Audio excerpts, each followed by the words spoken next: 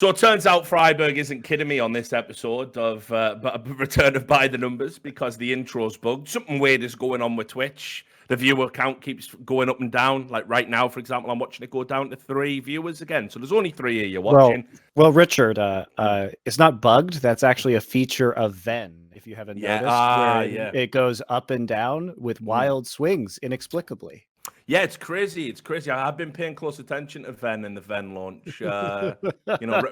Revolutionary content, of course. Anyway, look, maybe we'll get into that. Football captured the Venn diagram of all the people who were sort of vaguely talented, but not quite good enough that you'd watch any of them on their own altogether, it turns out. So, yeah, it is. Anyway, look, you can tell we've got a guest. You can tell we've got a guest for this episode of By the Numbers. A guest who obviously I've been on their shows in the past and someone I know and have a lot of respect for and have for many years. There was Monte. There was a Redditor, actually, that was like in a thread. God, that's never how a good sentence starts. No. So a Redditor basically was saying... it was somebody had said, why don't these threads get like more views like when it gets posted up there? And somebody said like, well, Richard Lewis and Thorin are divisive, so obviously the CS talent just won't support them. It's why they never get guests. And I was like, what? Like, what mad fantasy is this? So we've got a guest, guys. We've proved that Redditor wrong. Just another mentally ill fantasy being concocted in someone's mind. It is, of course, Montecristo, who has many titles and many strings to his bow. He is directly involved with the Flashpoint League. We're going to talk a little bit about that today. But Monty, thanks for coming on the show and joining me and Duncan for our sort of weekly rant about petty grievances. We should do this more often. That's what I think. I couldn't agree more. It's also done a lot of much better things than Flashpoint, to be fair. You're underselling him, if anything, with that, mate. Like, what was that? Like, the most my last project was the Overwatch League, so you decide which is better. Yeah, that's what I'm saying. You don't want me to be bringing that up, do you? Like, so, I'm trying, guys. I'm trying. Anyway, quick shout out to the sponsors, obviously. .com, or you can go to beep.com with 9 E's if you're watching this on YouTube. .com has sponsored me for over 2 years. They're a great sponsor to have if you like placing bets on esports events. Ton of esports events coming up, so make sure if you're served by in your region, go to .com/RLS and sign up and show them that you support the show. Also, as well, NordVPN sponsoring me for a month. Great VPN sponsor, in industry leaders when it comes to that sort of thing. We all need VPNs in this day and age. Because one thing I learned, it's a great quote by like Edward Snowden, I think it is, where when people say that famous like canard of like, well, if you're not doing anything wrong, why would you need privacy? It's like he says that's like saying something. I can't remember what the end line is though. He has some like similar punchline as to like that's like in some other scenario if you say like I don't need whatever, like I figured out what his line was. Here was the line: edit this in post, Sam, so it looks slick. Right? What he actually says is saying like, well, I don't need privacy because I have nothing to hide. It's like saying I don't need freedom of speech because I have nothing to say. Okay, that's good. Pretty good line. Like, it doesn't make any sense that the whole point of privacy is like peace of mind. It's not that you're actually doing something wrong, is it? Because I always say, by the same logic, right, okay, put the webcam in your toilet then. If there's nothing to hide, just go ahead. Let's have a look. Let's see you with that wide boy stance putting that fucking Vindaloo down that fucking chrome pipeline, whatever, I don't know. Where the fuck are you going? Right, okay. I don't know what that means. That is sounds quite great sponsor. My fear when I come on shows with you guys is that there's some sort of UK colloquialism that I just don't fucking understand. I figured out what his line was. Here was the line. It's good. I preferred the Vindaloo toilet thing. Anyway, if I'd done it right the first time, go to NordVPN. /RLS and get yourself a VPN. It's actually cheaper than a Twitch sub. You get 70% off if you do it that way.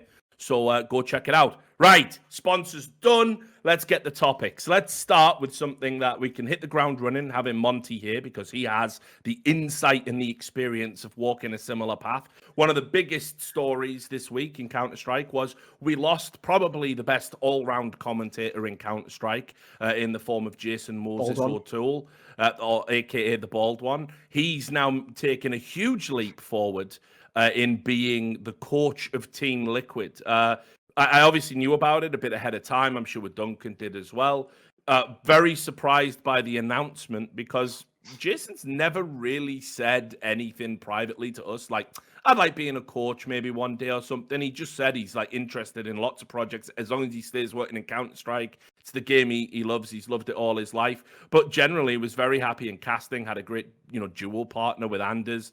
One of the top duos in the scene, and was in a very comfortable spot. So I actually think it's a huge risk for him to take, personally, much like the one Janko did before him. And it sort of came a bit out of left field for the community. So I guess we can start with general topics, what we think about this move. And then, Monty, you can segue into talking about why is it casters make good coaches? Because obviously you've done coaching yourself in the past. I'm not sure I did make a good coach, but that's fine. Yeah, okay, but you did it, though. You did it. I did it. So yeah, guys, jump in. I mean, I think this is like again a huge risk. He could have stayed comfortable, made a lot of money.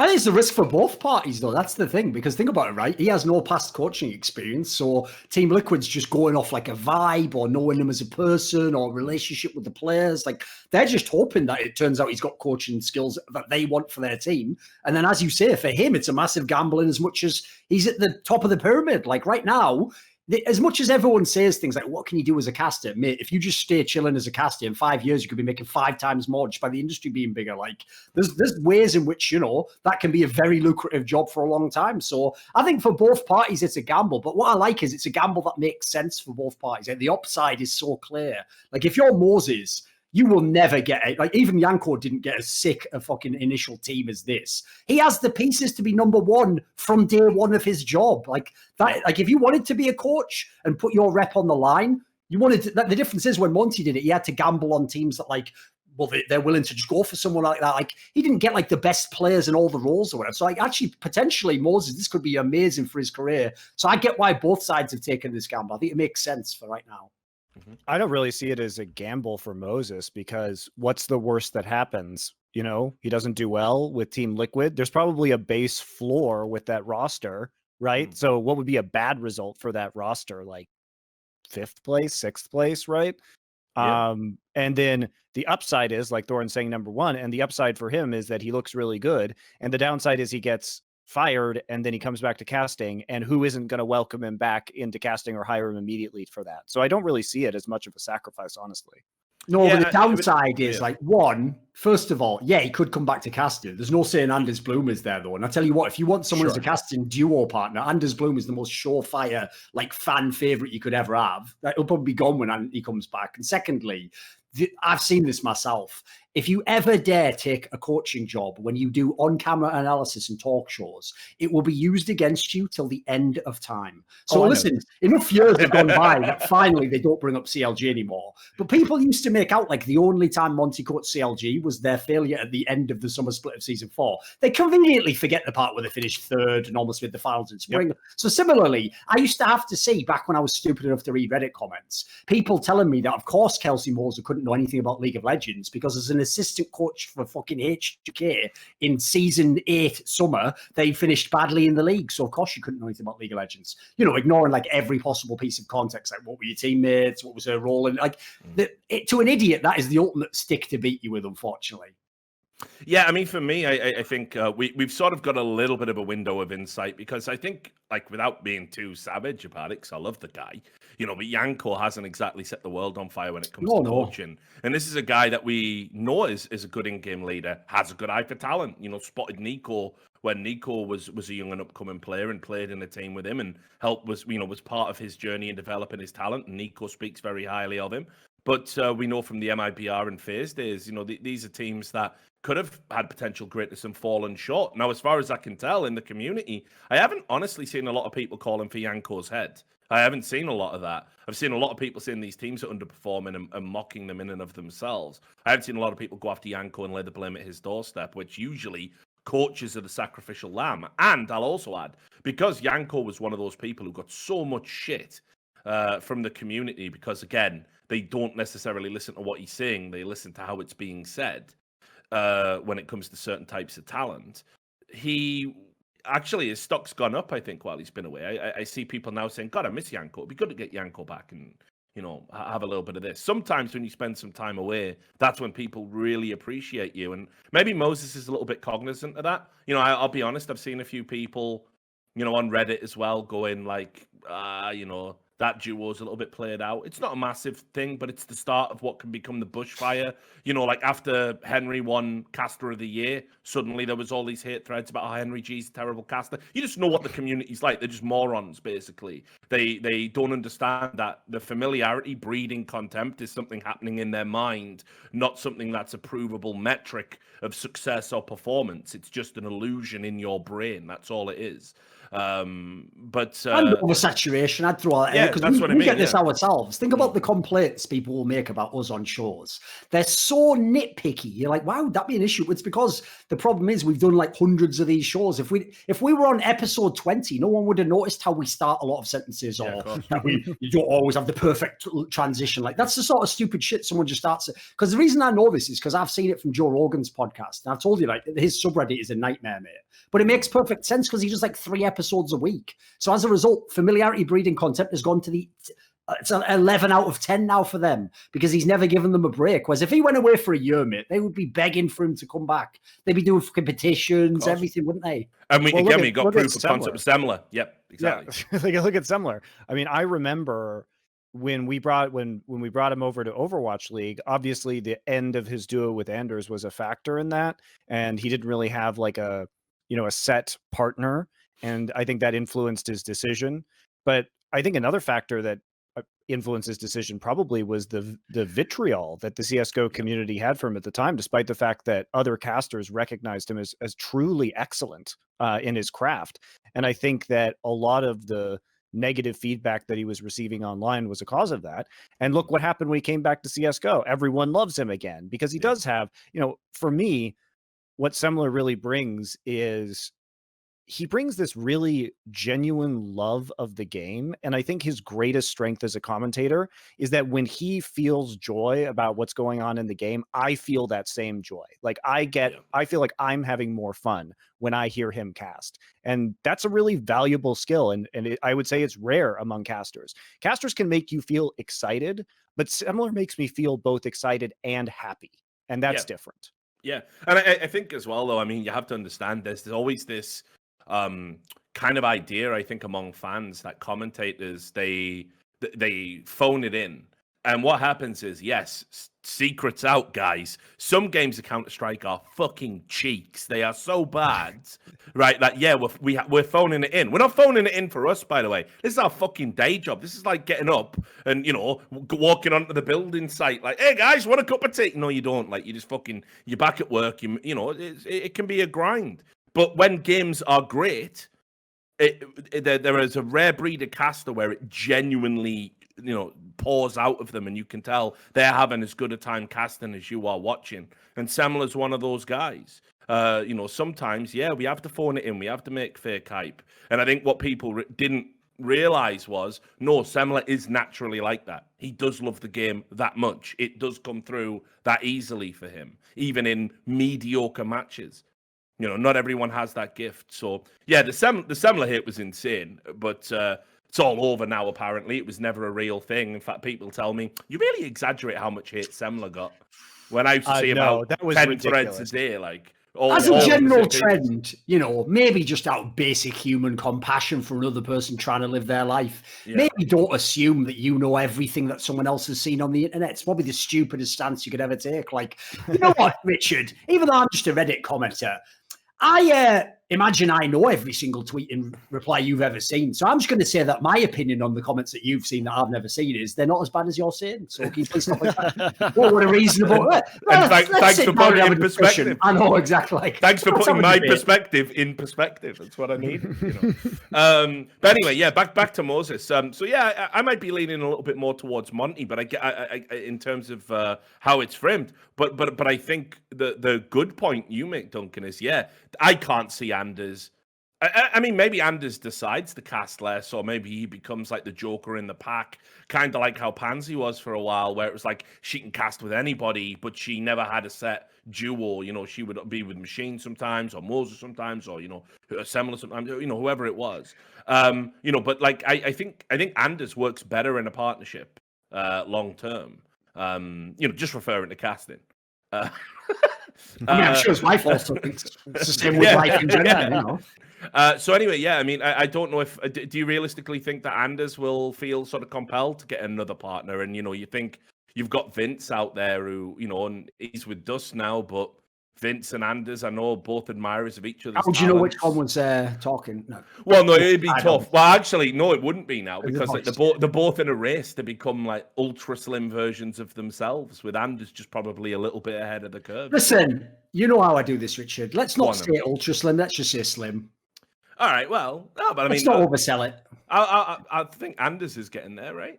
He's I mean, almost normal. What the fuck does that mean? I don't know if he's let's like keep it real. Let's just keep it on. Holy shit, man. You're such a cunt, mate. All I'm telling you is BMI disagrees with you. And that's not a fucking music organisation. Right, well, anyway. And they're not certified in platinum. Monty, any insight into this that doesn't involve fact you people's think fine efforts to get healthier? I'm not gonna comment on people's current workout regimens and how effective they are. I mean, obviously, I always enjoyed the Anders Semler duo. I'm not sure if that option's still going to be on the table right now. I think there's a lot of up and coming talent that might be interested in casting with him. So seems to be like he's got his pick basically. Yeah, I mean, it's interesting. I don't like speaking out of school, and I was there for some of that. I mean, there was definitely a feeling that from both of them, that it was like they'd hit that point in the relationship where they needed to see other people to put the spark back in it. That was another reason, as you rightly identify, why I think Semler felt that, maybe a fresh start in a fresh game was going to help him get his mojo back because, he really liked the Anders partnership, but it was clear to both of them that, they weren't at 10 out of 10 anymore. It wasn't quite working for them. And plus, they were running a company together. I mean, that's a fucking nightmare. You've mixed business Yep. and pleasure. So you've double dipped on that. That creates a lot of tension. But some of that tension's not there now. So it could happen. I think the fans would want it to happen. I think if those guys would give it a chance, I think they could find the magic again, if you like, and find the rhythm again. I mean, they're both consummate professionals. It just depends, I mean, there's also the fact that Henry G is kind of sitting there right now because Machine is splitting his time between hosting and casting. So if Henry was interested in having a long-term casting partner, because he hasn't really had that since Sadikist gave himself a birthday present. So I think that might be another option, depending on how Henry feels about Machine and what Machine's goals are. Yeah, I mean, it's true. Like at the moment, we've definitely got a lot of spaces and a lot of people taking breaks from the game for different reasons. Not all out of choice.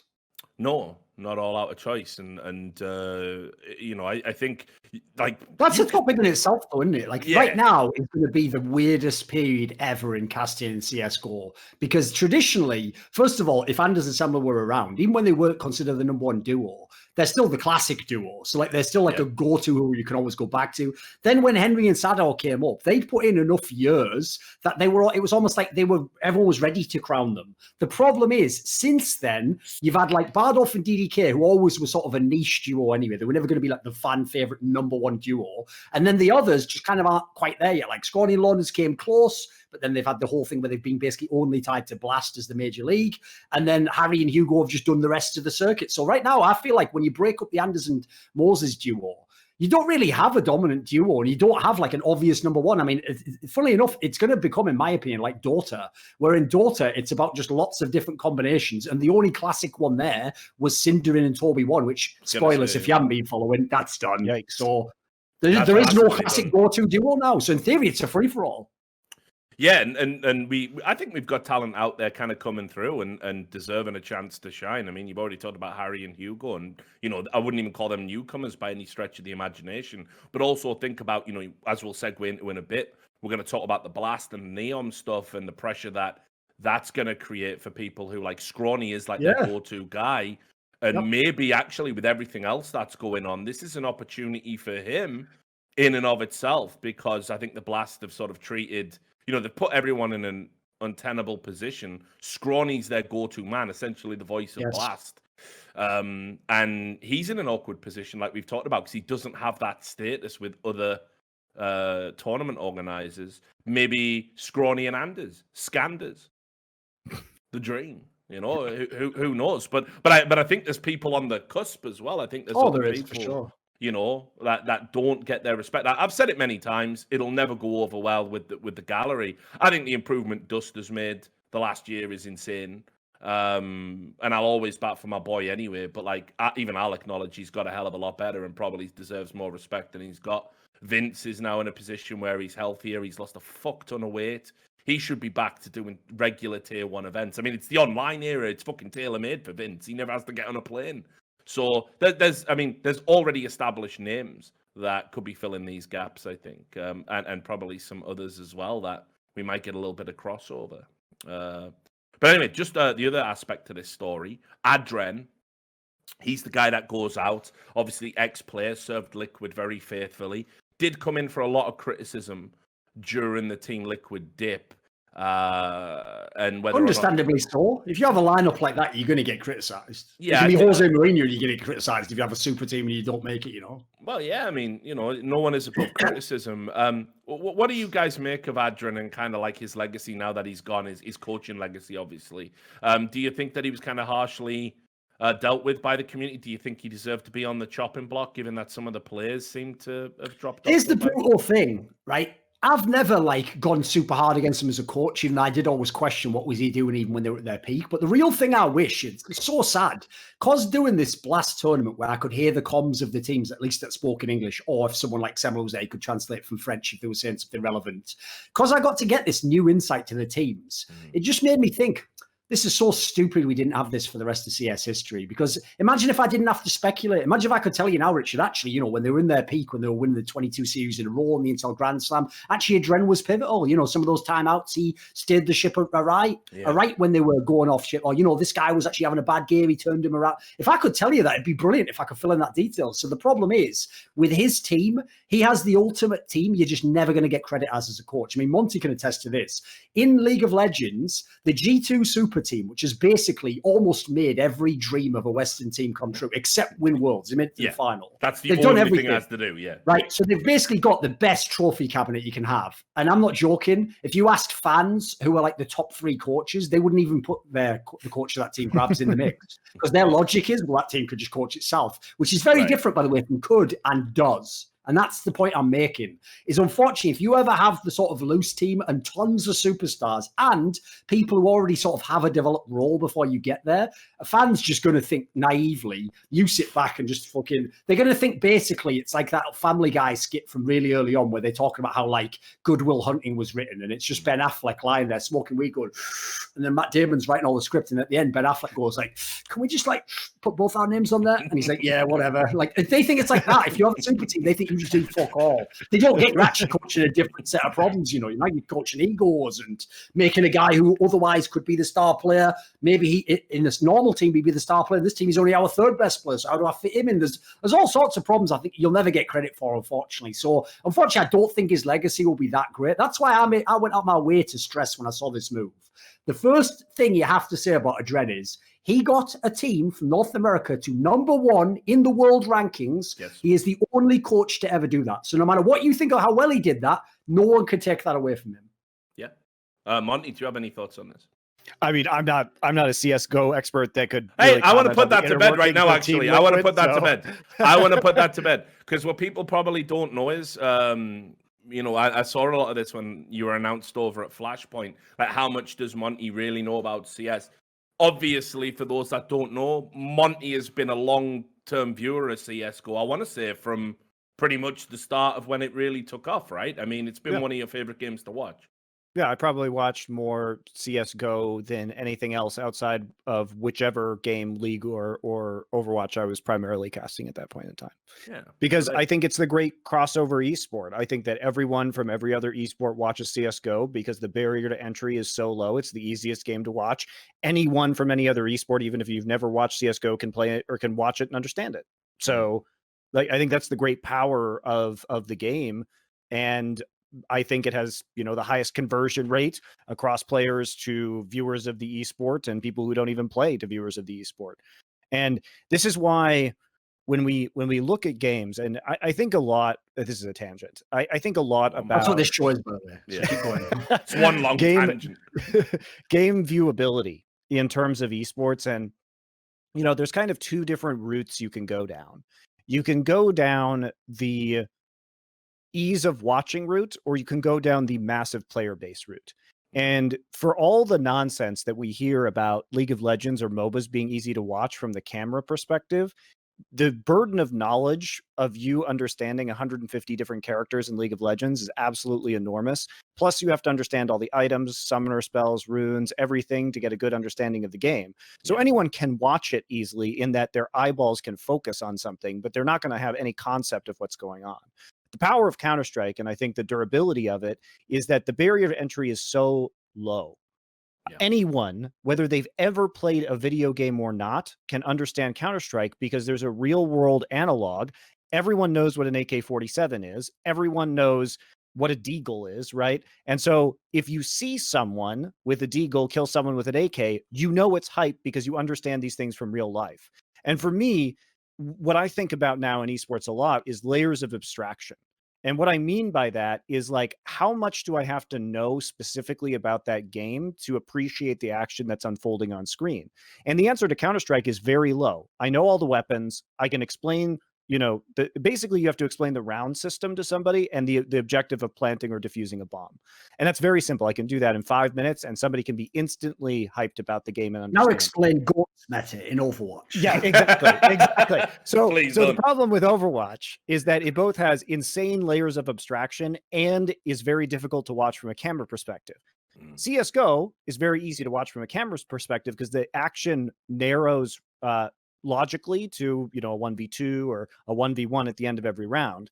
So you have the pacing that's good. But pacing aside, the issue with Valorant and the issue with advertising suitability is this. A game like Valorant, unless it has a massive player base, is not going to be as popular as CSGO. And it may get a massive global player base, and it may be more popular than CSGO, but it's really relying on player base in order to achieve huge viewership. Because what they did is, in order to make it more friendly for advertisers, they had to remove the real world elements. But the price of removing real world elements from a game is introducing layers of abstraction where I don't necessarily know what this gun is because I have to play the game to know it. I don't know what these abilities are, right? It becomes more cartoony. So whenever you introduce cartoon elements or fantasy elements, like, you have to explain what the damage does. Like, does a lightning bolt do more damage than a gun? I don't know that, right? That's not real. Yeah. So I think that's Valorant kind of in a nutshell, is that it doesn't have as many layers of abstraction as League of Legends. Like, I can still tell, like, rifle versus pistol, right? I still have that, even if I don't recognize the specific rifle or pistol. But when you add all these abilities, it becomes much more confusing. Whereas in CSGO, logically, someone receives a headshot and I know they're dead because that's what happens in real life, right? Yeah. And if I get hit by a shock dart from Sova in Valorant and I take lightning damage, I'm like, does that kill this person? Like, I just don't know the answer. If there's a Roomba rolling at me and it explodes, I'm like, does that kill a person? I don't know.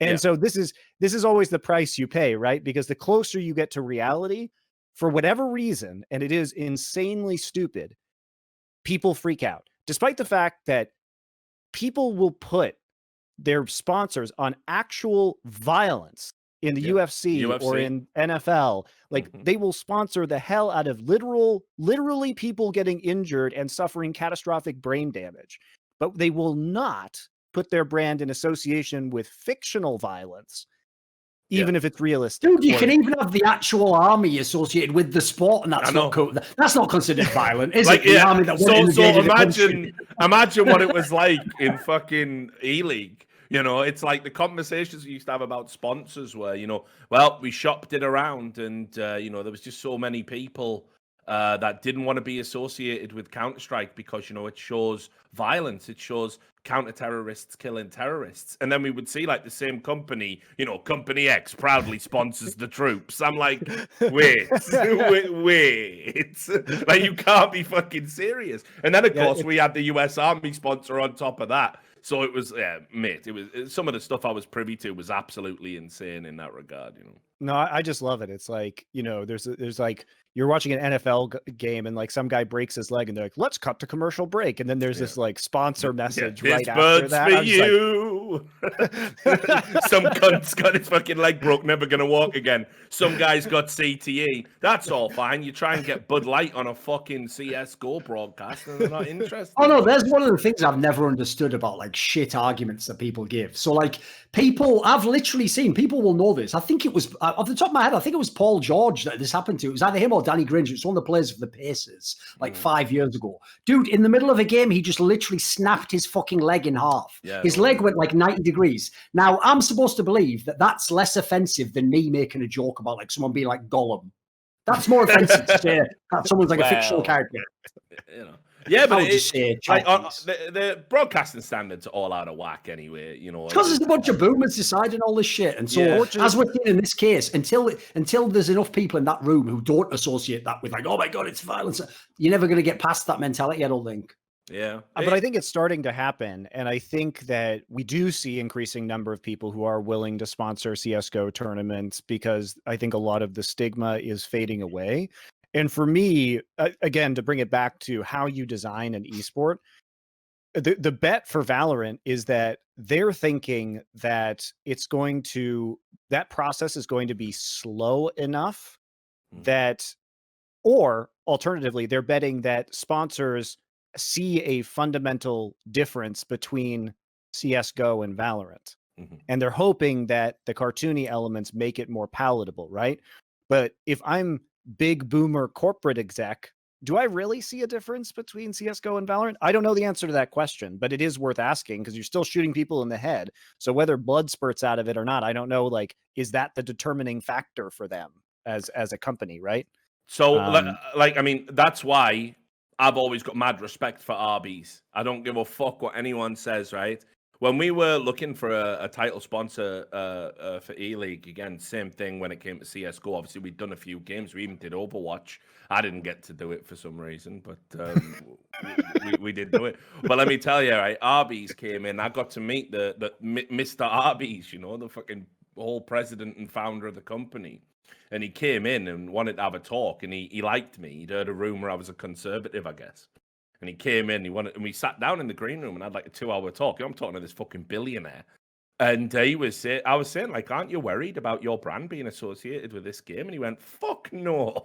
He said, fuck no. He said, you've got a God-given right to carry a firearm in this country. So anyone who gets squeamish about that hates the fucking Constitution. Fuck him. I was like, and then he goes, listen, I know it can be a bit hard to stomach. And then he goes, and Counter-Strike can be difficult to watch as well.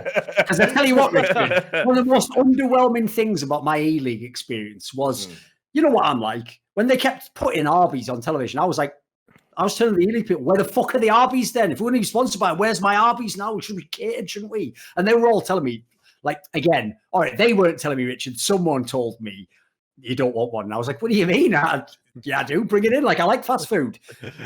I was wrong. It tastes like shit. Arby's is actual garbage. The curly fries are great. I was going to say, there's some great stuff on the Arby's menu. What you should have done, you missed out on it. We went down to shoot the segments because for those who remember, part of that deal, they were so into the idea of guns.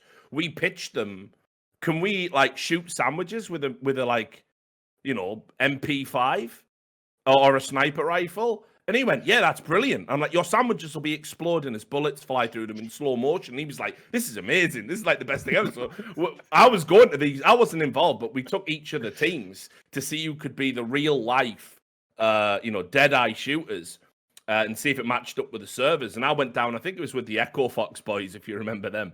And it was mental. They were like, just give it all these guns, shooting sandwiches all day. And then we had obviously the RB truck outside, free sandwiches all day. I was loving it. I was in hog heaven, guns and sandwiches. And then we came back and fucking put it on. And like I said, the president of Arby's loved it. And when they really got it was, and this is what I love about esports fans, they'll recognize when a sponsor is going like the extra mile in sponsoring their product. And he said he's never seen an activation as they call them, that they've done where the fans were chanting the sponsor's name at a sporting event. So if you remember, you know, you would have big teams playing like Cloud9 or whatever, and there was people in the crowd, let's go Arby's, let's go, you know, like chanting the name of Arby's. So they were over the moon, and like I just love the fact that there was a sponsor like that actually had the balls to kind of get behind a game that was controversial. This is what most sponsors don't really appreciate about the audience, is that if you do it right and you have fun with it, the reaction from the fans is extremely good, because it feels right to have them on board, and people like to meme about it, or they like to make jokes or do those chants or whatever and really get engaged in the product. Yeah. And that's the power of esports sponsorship at its best, I think. Yeah. And also, we have an entirely feckless young audience. So the good side is, right? The downside goes like this. They will lie en masse on social media that they will never buy a product they had never bought before just because someone made a joke that they don't like and they want that guy to never have a career again, because they can't. It's feckless, like I say. But the good thing is, the upside is, they'll also be stupid enough to be like, what the fuck? I love Ben & Jerry's now that they sponsor Ninja. Ben & Jerry, like, they're that feckless. So if you're out there and you're listening, that's not an insult. If you're an advertiser, you want feckless cunts. You want people to just be any which way the wind blows, these guys are going. So we got them all in esports. I tell you what, come to my fan base. I can introduce you to some of the stupidest people in the world who have money. So just come my way. Send that money my way. Wow. Yeah. Anyway, so yeah, go on. Jump in. No, I want to go back and talk to you guys about your thoughts on something that I know Thorin has made a video about. Yeah. You did it with Papa Smithy, and I want to get your guys' take, because one of the shitty things about losing Moses is obviously losing an excellent broadcaster and an excellent person to work with in any kind of casting environment. And we have lost so many people from the upper echelons of casting in the last few years, and we've lost them mostly to teams or to team side stuff. For example, Liquid hired Jat from League of Legends, who is one of the most famous LoL commentators, has commentated multiple world finals. Papa Smithy, also from League of Legends, my old colleague in Korea, commentated the last 2 world finals himself, and he's now the GM of 100 Thieves. I left commentary for the most part to be commissioner of B-Side and work on a lot of these projects and setting up more of the kind of structure around production and behind the scenes stuff. I mean, I still will appear on broadcast when it makes sense for me to, but that's not, I would say, my primary drive of being an analyst and color commentator has been replaced by me hosting and doing behind the scenes stuff, which is a pretty big shift. And, you know, one that wasn't my old skill set, let's put it that way. But so on that point though, I think you know, I totally understand it. I'm sure we all are individuals and our reasons are our own, and you know, I've took a back step from doing broadcasting events, but that was just because I just couldn't be asked getting fucking a sniper rifle to the head because I said something bad about a team. Well, people can be, really, most of the time. There was that JFK guy beyond that. I mean, was in on it as well, but after that, it sort of died out as a trend, didn't it? As a fad, you know. To be fair, once you've seen that Zabruda film, really, are you going to top that? Are you? You're not. Where's the sequel for the lazy cunt?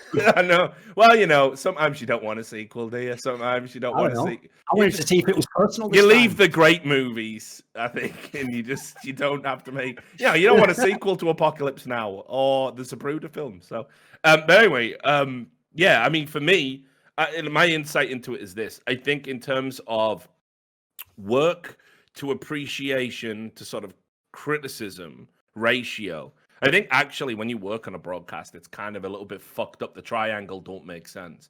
And I think a lot of people who work as coaches and analysts and even players, they look at what we do with a lot of envy. And I've seen it a million times. You get a player on a desk for the first time, and they cannot believe the amount of work that goes into it. They don't know about the rehearsals. They don't know about the notes that you bring in. They don't know about there's a cunt in your ear. They think we're chilling, basically, having fun watching. Yeah. They don't understand any of it, right? And every player I've ever worked with that's come into a broadcast capacity, like Sean, I was there when Sean Gers did his first on-air broadcast, and Nothing did his first on-air broadcast. You know, decorated veteran players. They all say the same thing. And that is that they cannot believe the amount of work that goes into it, and it's given them a renewed appreciation about it. But equally, I think a lot of commentators are like, we get so much shit if we fuck up like one call in a 12-hour broadcast, or things are clipped out of context. Actually, there's a lot more admiration in maybe going over and being a coach for a while. And I think some people, especially long tenured broadcasters that have those type of opportunities, I think you're always going to be tempted. I'd also add in as well that, like, basically one of the problems is what the player is seeing there in his, like, grass is always greener, like, delusion. He's right about what he's seeing is that it doesn't appear to him like he has the same pressure. Because, if he does badly, he goes out to the tournament on day one, he's done. Like, to him, it's like, oh, you're there the whole time. You get to do all the best games. You get to just chill and watch them. What he's not seeing, obviously, is where the different stresses are. Like, we have a different set of stresses. So, for example, one of the reasons why I think commentators go in the other direction is because they lose meaning.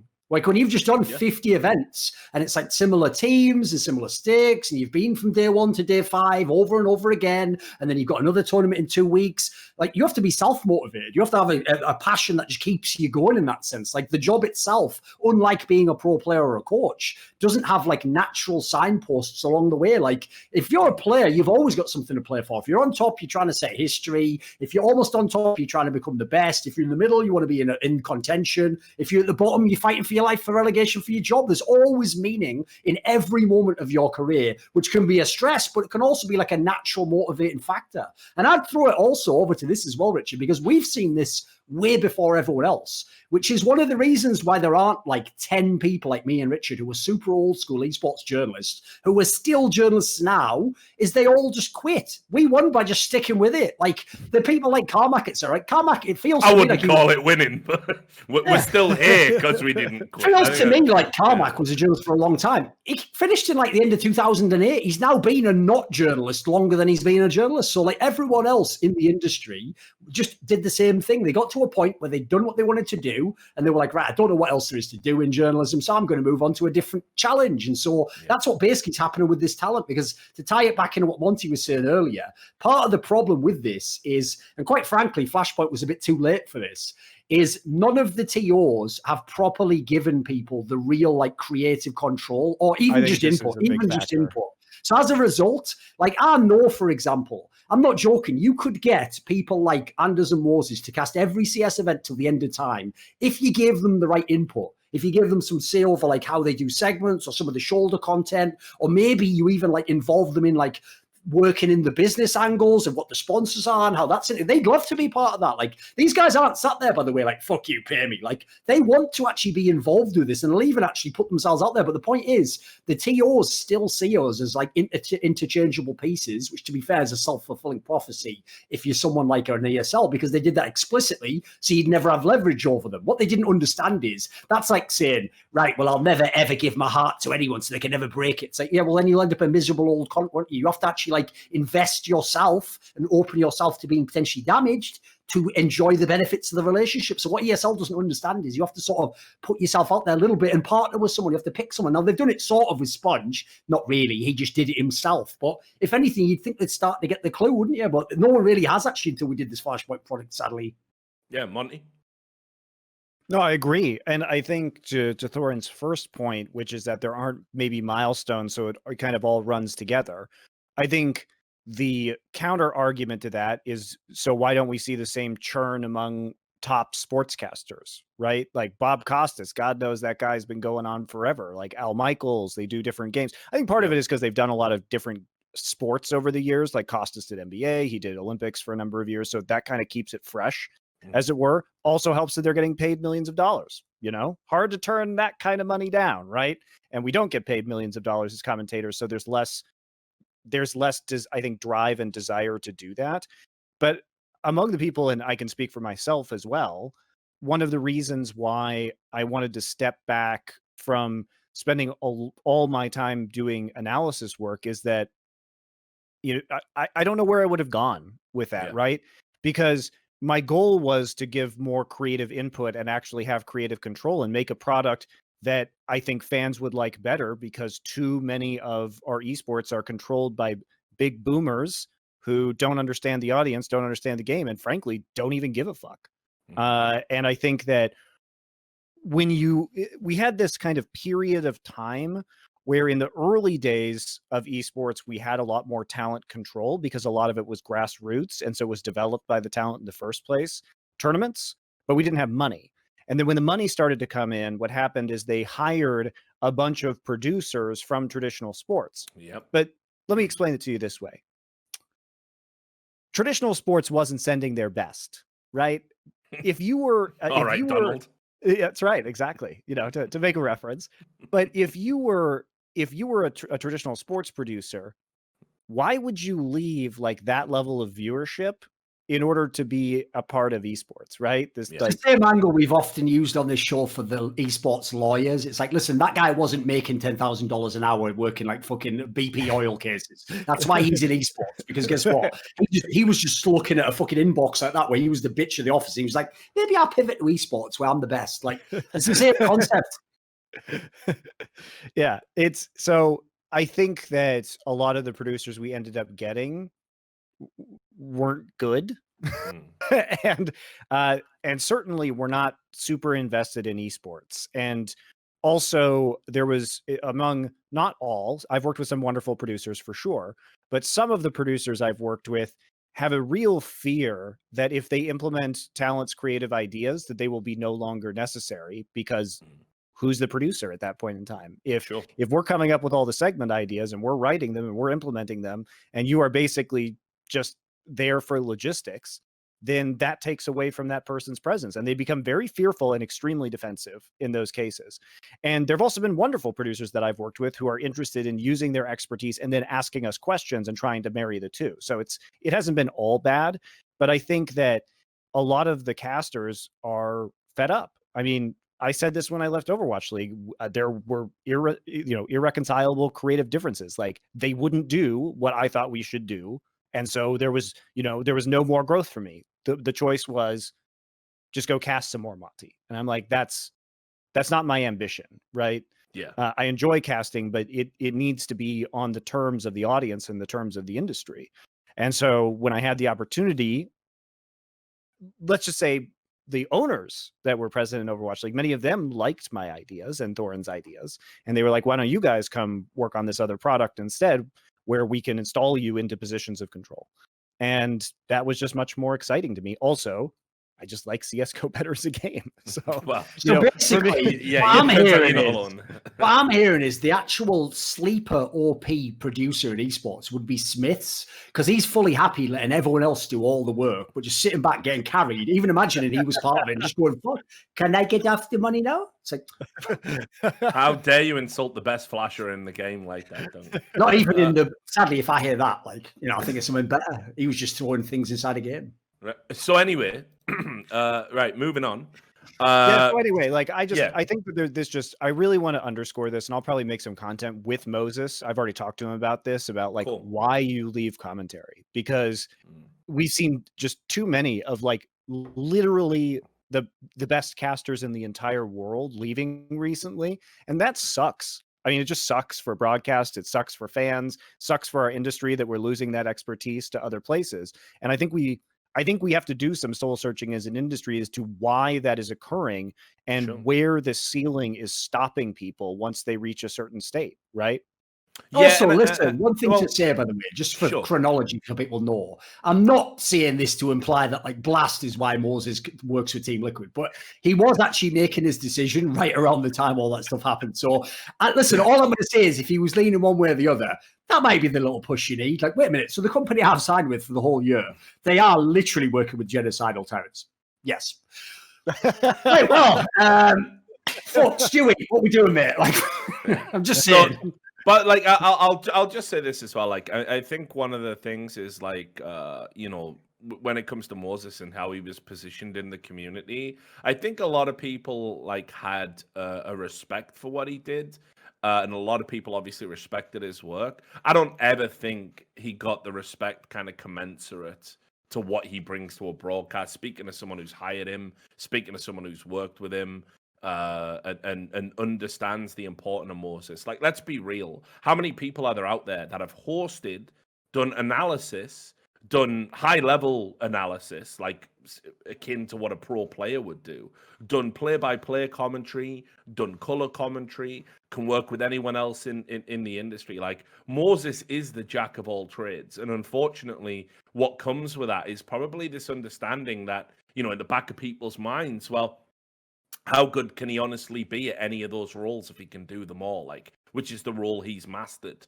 And I think it hurt him a little bit in terms of how much the community appreciated him and his time doing this. Well, that's actually, I'll spur off that topic, because that's the reason why I always used to literally be shocked that Moses, he's admitted it himself, he's one of the casters who often felt quite insecure about his place in the industry. He always felt like, I know to a fan this seems alien, because I'm sure you think similar to me, like, well, there'll always be Moses at every event. He's the least offensive person. Everyone loves him. He's amiable. He works with every cast. He's done every fucking role, like Richard says. It feels like you just know he's going to be there. You don't know if me outside the Kistar or people who obviously take chances. You never know if we're going to be involved. So to me, I always said to Moses, dude, you have the most stable job in the whole industry. Yeah. He never felt that way. He always thought at any minute a TO could turn against him. And no one would hire him, or if he said no to this person, they'd banish him. I said, listen, mate, they might banish like someone who's not as big a name or someone who has fucked him. I said, you're the one they're least likely to. So I would say that's indicative of another reason why talent leave,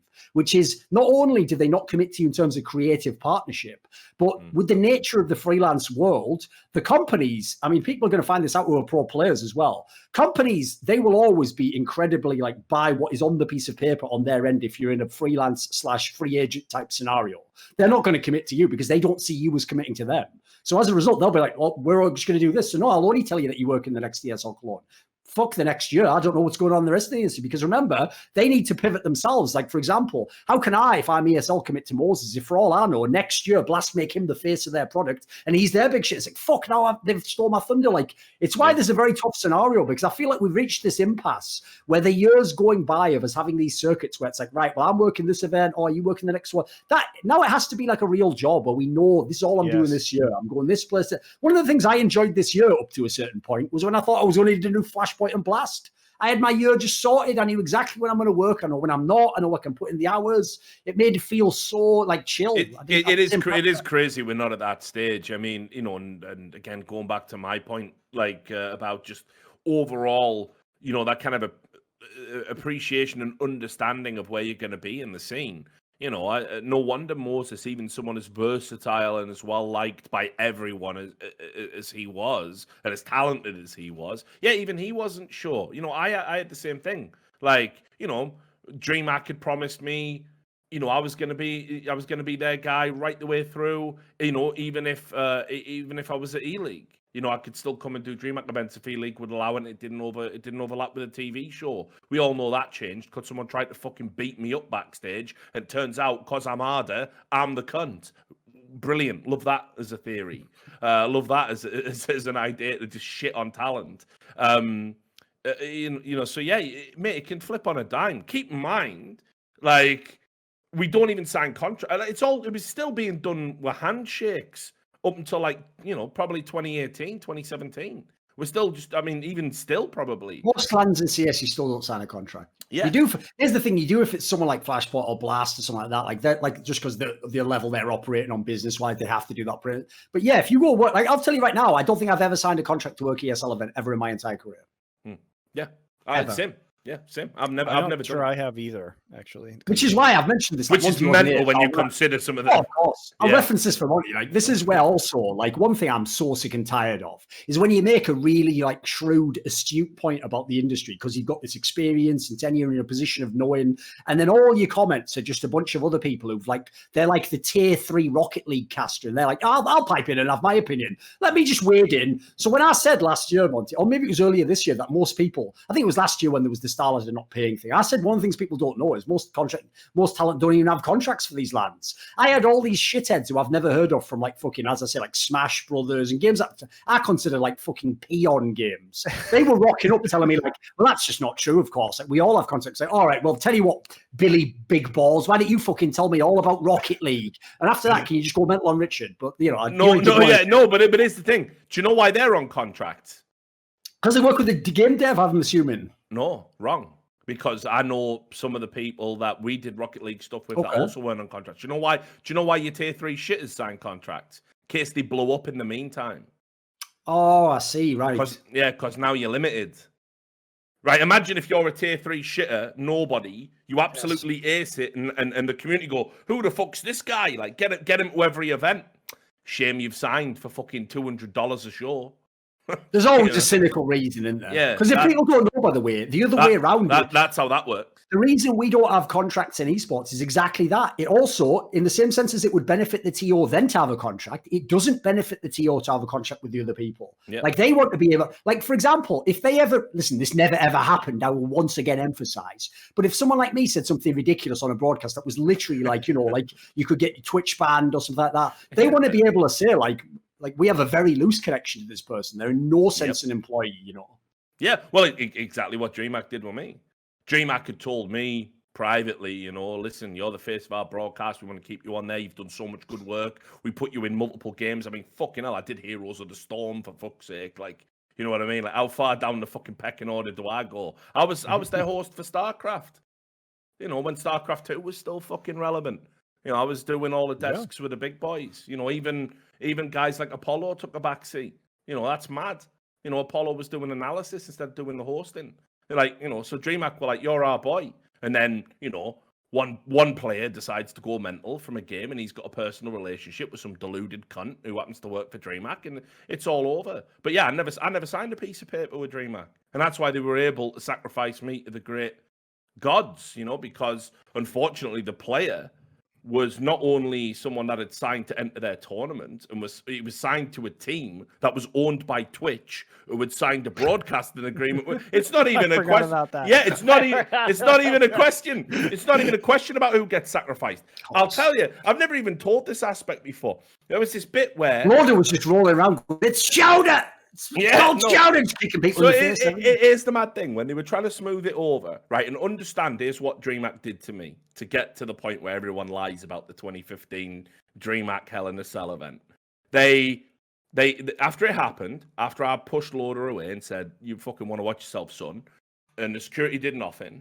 The DreamHack staff who were there had watched it and, in my opinion, encouraged Loda getting a bit ballsy and a bit chopsy. They pushed me outside and said, "We're going to deal with this, Rich. We'll make this go away," right? And I went, "Okay." And they locked me out of the fucking building. So I'm just, and before they did it, they took my phone and said, "We got to make sure you don't tweet about it. We must contain this." So I'm outside, no phone, thinking this is fucking stupid as fuck. But I trust the boys. I'm the face of the broadcast. They open the door, they come back, they give me my phone. They went, "Don't worry, Richard, we've contained it." So I'm like, "Oh, sound." So I get my thumbs out. Loda's tweeted. Richard's done it. Mate, they took away my ability to even get the first blow in. Then they smuggled him out of the building and went back to the hotel, that Novotel or whatever the fuck that's across the road from DreamHack that everyone stays in. And they pushed me over to a desk. And mate, it was like being like the fucking president or something. It was just one phone, an old school phone, no joke. And they said, "Richard, you're about to get a phone call." I'm like, "Who's calling me? Like the fucking president of Sweden or something? What's going on?" And they're all stood around me. It's Loda from the hotel, right? So they picked up, and Loda's on the other end going, "Listen, mate, I understand that I have tweeted, and now it is out there, and it is going to be weird.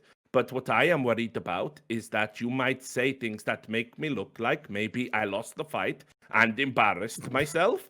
And I'm like, "What is that?" And, right? We can do a do-over if you want. See if you get the better this time. Right? The DreamHack staff are all around me going like this. Right, your Grey Khans and, you know, your fucking Adabisi's, and they're doing this like, yeah, thinking like if I make friends with him, they won't have to throw me under the bus, right? And I'm going like, "Listen, mate, like I don't understand what's happening here. Like this is fucking mental. Like I'm sorry, like, but you know, I didn't know who you were. You were being super aggressive, so I just pushed you away to make sure you wouldn't be aggressive. Like, and go, but I am Swedish. We don't even fight." I'm going, "Well, what were you trying to do then? What was all that about?" So we had this mad back and forth conversation, and he said, "DreamHack have told me they are going to bring in an NDA for you to sign, and you will sign the NDA and never speak about it. And for this, Twitch will not speak about it, and I will not speak about it, and you will keep working for the Dreamhack. So I'm like, I'm not signing no fucking NDA. They even had it written down. They had it on paper. First off, okay, even if they gave you an NDA, under which jurisdiction would that be fucking legal? Like just in Sweden? It's just a ridiculous concept. That Like, how would it be is- enforceable? That is 100% on my eyes what happened, right? So I just said, listen, Loda, this has been fun, mate, but it's also a bit mental, and I just can't deal with this. I'm just tapping out. Sorry, mate. Put the phone down, ding, because it was like Noel Edmonds on that fucking game show, you know. Like I was talking to the banker, who we all know is just a voice in his fucking head. So I said to the lads, I'm not signing an NDA either. Like I'm gonna go and have my version. You've already fucked me over, and they just said, right, well that's it. Grey Khan literally looked at me and said, our working relationship is over at this point. And then they tried to pull me off the broadcast. It was the Face It guys that put me back in. Bardolph went to bat for me. Shirley went to bat for me. They came out and said, like, you've got to let Richard finish this show. It's ridiculous. But yeah, basically that point, what I later found out was like Alliance, if I hadn't signed the NDA, were also apparently going to go to Twitch and maybe fuck up the broadcasting deal they had with DreamHack. That's why I got sacrificed on the altar of bullshit. It's mental. So yeah, By the way, fuck these tournament organizers. As an aside, because I'm so sick and tired of it, can we stop pretending that fake pressure is a real thing? Like in what universe do people actually believe that like Swedish players playing for a Swedish team, who by the way were only like maybe like the 5th best team at the time, wouldn't go to an event in Sweden anymore over one thing in CS with Richard? No, that is what you call a fake pressure. It's called a bluff, and you call it, you dumb cunts. You don't go, oh my God, the bluff. Like by that logic, by the way, the logic of DreamHack is if like the rest of the world surrendered to North Korea because North Korea saber rattled, and they're like, well, fuck, we wouldn't want him to bomb us. Or, shit, should we get on the ground? Like, what does he say now? It's like, you know, it's saber rattling, you idiot. You just go do what the fuck you want, and then he does nothing, and then he's toothless. So like, I'm so sick and tired of this because I've heard this happen way too many times in esports where pro players have done it. Dude, it used to happen at 1.6. Right? I won't say which teams. I saw an event where basically a top team, one of the best in the world in Counter-Strike, basically was late to a game. And the admin said, right, I'm just going to give you the penalty because like it's when you're 10 minutes late, you get the penalty and you are half an hour late. And they said, not only will you not give us a penalty, you will literally just start the game and say nothing, because if you don't, we'll walk out right now and we won't play this tournament. Now, what people don't know is if you know how much money those players made and what salaries they were on, the fact that they'd have to travel to another continent to play that tournament, there is no universe in which they were going back to that hotel room and sitting there for 4 days. It would never happen. And by the way, they would get into way more shit from their org than the TO would have. 100%. Their org would have gone mental. But these fucking cowards at the TO were just like, well, what can you do? And I was like, have a fucking backbone or something. Yeah, maybe.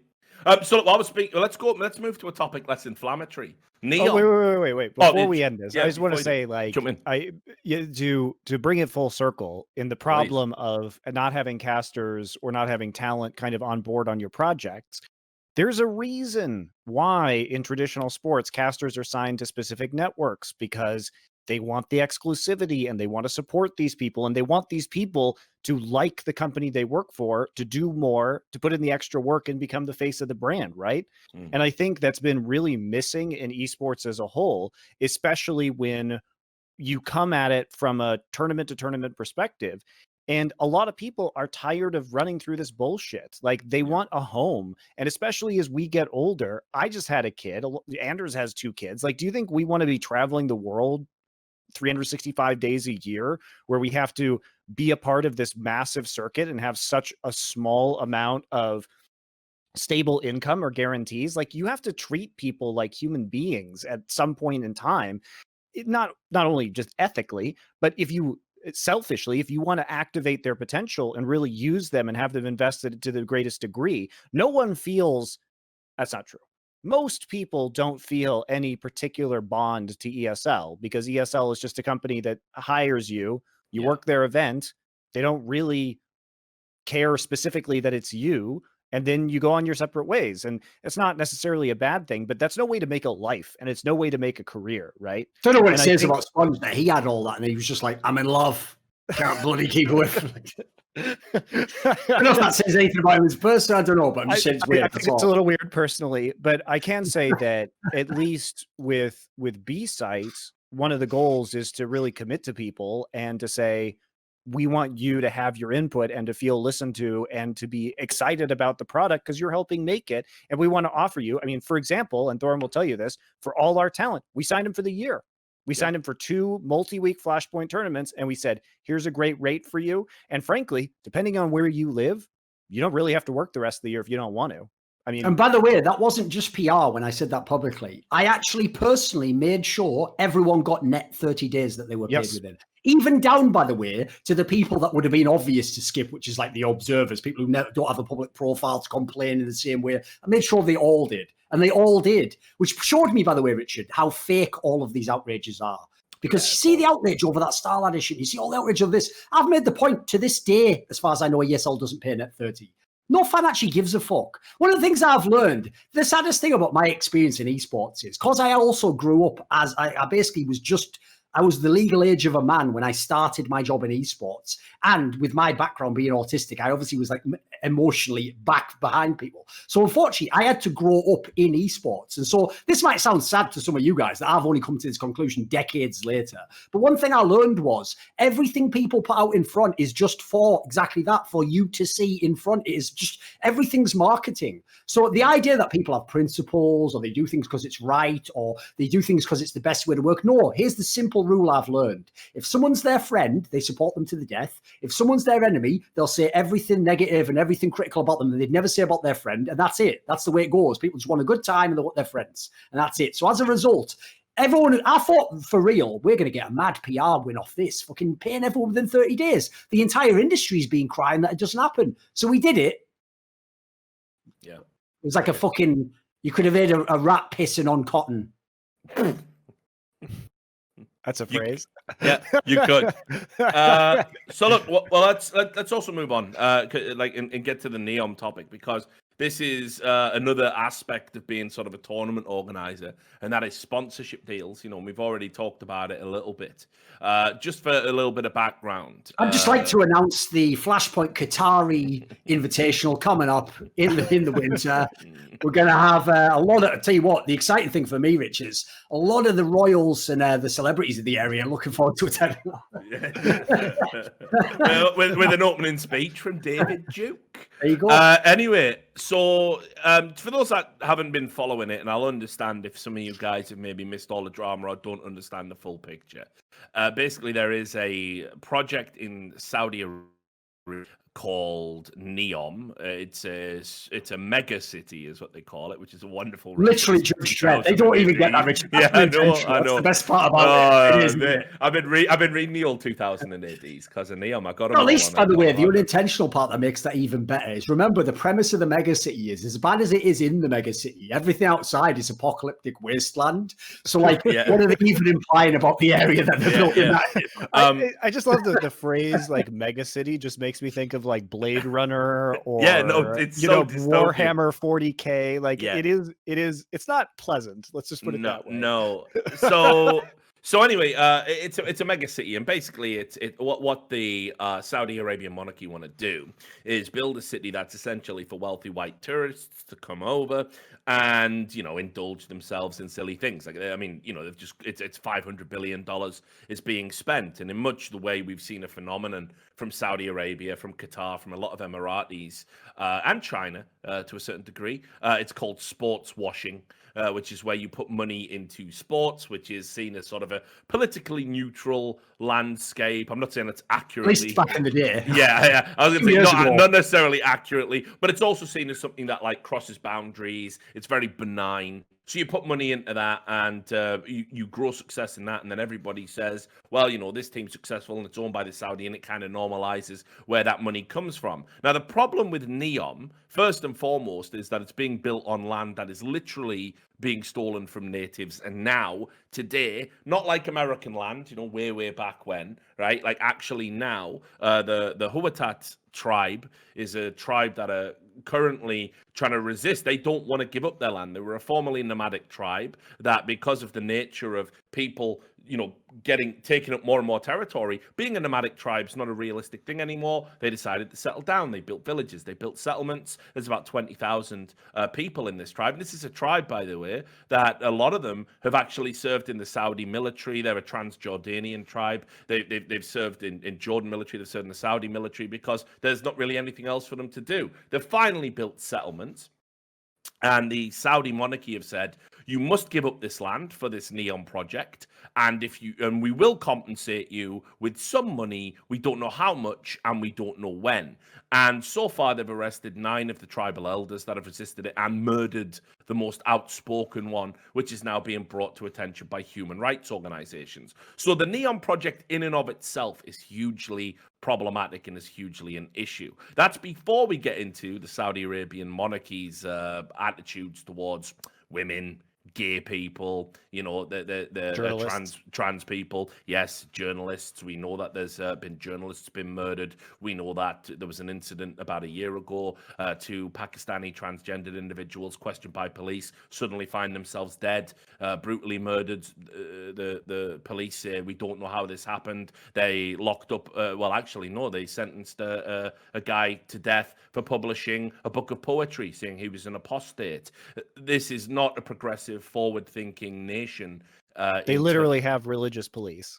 Yes. I mean, I'm not a massive fan of poetry, but that seems like just a categorical overreaction, if I'm being honest. Yeah, so there's a lot of issues in and of itself, especially when in esports, what is our mantra? That we are a progressive place where people can come regardless of, gender identity, regardless of sexuality, regardless of background, regardless of economic status, regardless of nationality, regardless of language, and we can come together in a digital space and all appreciate each other. So this sponsor isn't compatible. Now, Riot Games, they had that sponsor. They turned it around in 16 hours after mass protests within the company, mainly from the broadcast team, who threatened a boycott. The Blast, it has been cricket. And the Blast is worse than Riot Games because the Blast are going to go out to NEOM on that stolen land, caked with blood, and they're going to develop esports projects on that land. It's ridiculous. Can we also just discuss, how it's kind of just philosophically weird that in a game like Counter-Strike, where let's just say a lot of the settings of the maps are casting Middle Eastern people as terrorists, sure, that they themselves have interest in this kind of. I just find it interesting that they're kind of on board with this, regardless of what we think of them. What do they think about the game? I mean, here's the one thing I'll give them, Monte, is if you yourself are murdering people in real life, literally, you're probably not going to be like, I'm offended by this video game violence. You might be the ones that people are cool with, if I'm being honest. Well, let me also add just another reason why the Blast is probably the most disgusting kind of activation I think I've ever seen. They have agreed in the game to create a map DE NEOM. That's the maddest part of it all. So they are literally going to gamify the stealing. Not even a hostage map. Yeah, the stealing of land from natives to make this mega city.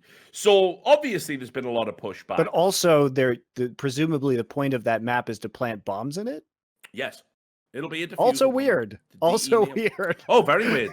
Hey everyone, look at this one. We must stop the terrorists blowing up our megacity with counter-terror. No, really, it's a fucking nightmare. It's a fucking really nightmare. Weird conceptually. I mean, this is peak post-modernity right here. I don't even know what this shit means symbolically anymore. We've completely past the level of imagery or relation to reality whatsoever, right? Yeah, and what skin are they going to use for the terrorists, I wonder? Right? Because if it's to attack tribesmen, this is grotesque. Jesus. I mean, it's already beyond grotesque. So, listen, a lot of people are pushed back on the Blast, but so far they've made no public statement. And actually, their attitude has literally been, let's kill it with silence. They went on holiday the day they made the announcement. It's been more than 2 weeks, as far as I know. It's been more than 2 weeks. Zero statement coming out from the management. Members of talent have spoken out about it, including Moses. We'll get to his evisceration of it in just a moment. Obviously, he did have one foot out the door sneaking. Yeah, he was like, listen. You're always going to wonder when Moses puts the balls on the line. What's going on? Moses is the type of motherfucker to fart in an elevator as he leaves it and then ding, see you boys. But yeah, I think the whole thing's an absolute disgrace, and some people have in the community haven't got on board with that. Funnily enough, and they're talking a lot about this whataboutism. You know, why will you have a sponsorship from the U.S. Army? What the makes biggest NEOM reach so ever, bad? let's be real. Richard referred to it earlier, where is the logic that, like, right, well, by that logic, you can't do events in America because they stole the land from the Indians. Like, right, that there's something called statute of limitations that should probably apply in this. Because as Richard said, the genocide's going on now. Not 100 years past. You know what? I'm just going to go ahead and be brave as well and say that even though, listen, it's not just about the efficacy of what you can do, but at the same time, if you want to talk about a solely symbolic protest, I would say refusing to go to America until they give back the entire country to Native Americans, probably the least leverage anyone's ever had in any protest in the history of the human race. And also, it's not going to happen. They're not going to go, well, you know what? Fuck it. Thorin isn't going. You know what? All right, call up the chief. There you go. You got it back.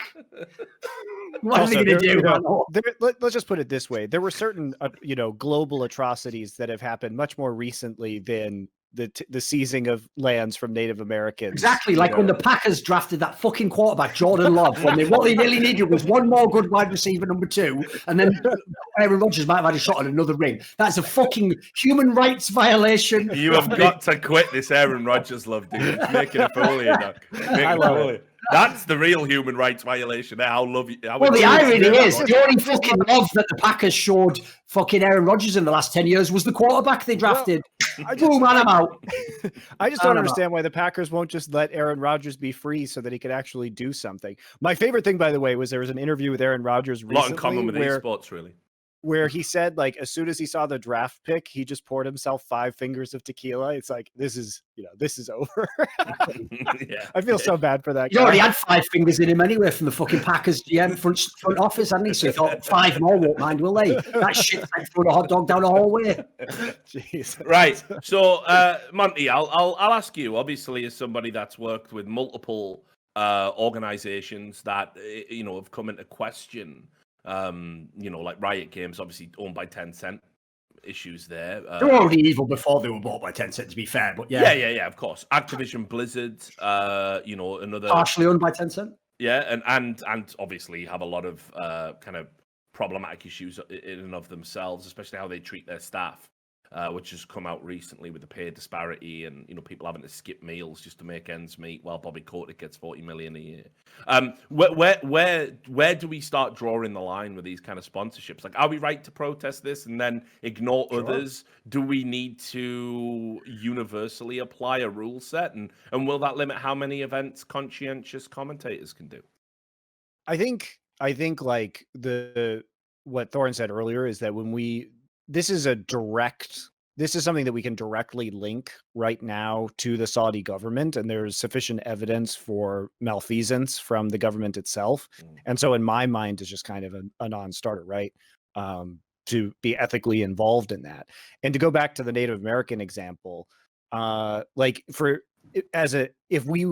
someone was to be sponsored by the XL pipeline that is currently being built on Native American lands, potentially illegally, like, probably wouldn't be directly involved in that. There are a bunch of ethical issues. Sure. But I mean, that's where you can't solve every evil. And I think that's why the whole silliness about the whataboutism with Riot is so crazy. It's like, we can't force Tencent to sell them no matter how much we protest. And also, like, that's just a reality, and it's not an acknowledgement that there aren't problems there, but you have to fight the battles you can actually win. Also, I'll throw in, Monty, just a shading to that.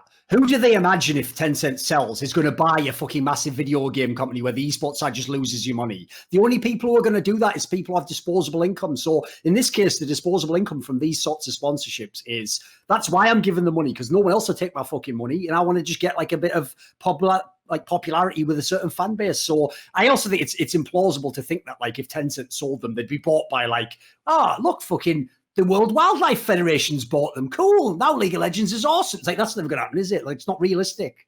And I also think, I think just as a caster myself, I have a different perspective on how to operate or accept these sponsorships, which is like, my first question is would the talent that I work with be comfortable pitching this sponsor? Because at the end of the day, the words have to come out of their mouth. Yep. And the suit just gets to sit there and watch it and not be responsible for it. And I think it's super fucked up that talent in this industry is the one who has to put their foot down and their job's on the line, as Thorin has said on Twitter, in order to make this change. Like, why was it the talent's job to represent the people's interests and the fans' interests against Riot's sponsorship? Like, that's not okay. Like, that can't be the expectation that people have moving forward. We have to have a better review process for sponsors at the top level. And especially, the nice thing too is that at least at Flashpoint, we're owned by the teams. So we would float it by the teams and make sure the teams were okay. I just don't see a sponsorship that would really get out there for us that wouldn't have to go through talking to talent, talking to partner teams. The decision couldn't be made in a vacuum, right? And I think it does limit the ability to have errors, because somebody will bring it up. And I just think in general that this company is much better at communicating and listening to each other, partially because we're small and we're not some sort of like multi-thousand employee corporate monolith like Blizzard or I mean, Blast is small too, so I don't know what happened there, but or Riot, right? And I think that gives you an advantage because it's not like you don't have to go through 10 layers to get to the sponsorship deal. Like, everybody just kind of knows about it and is discussing it, right?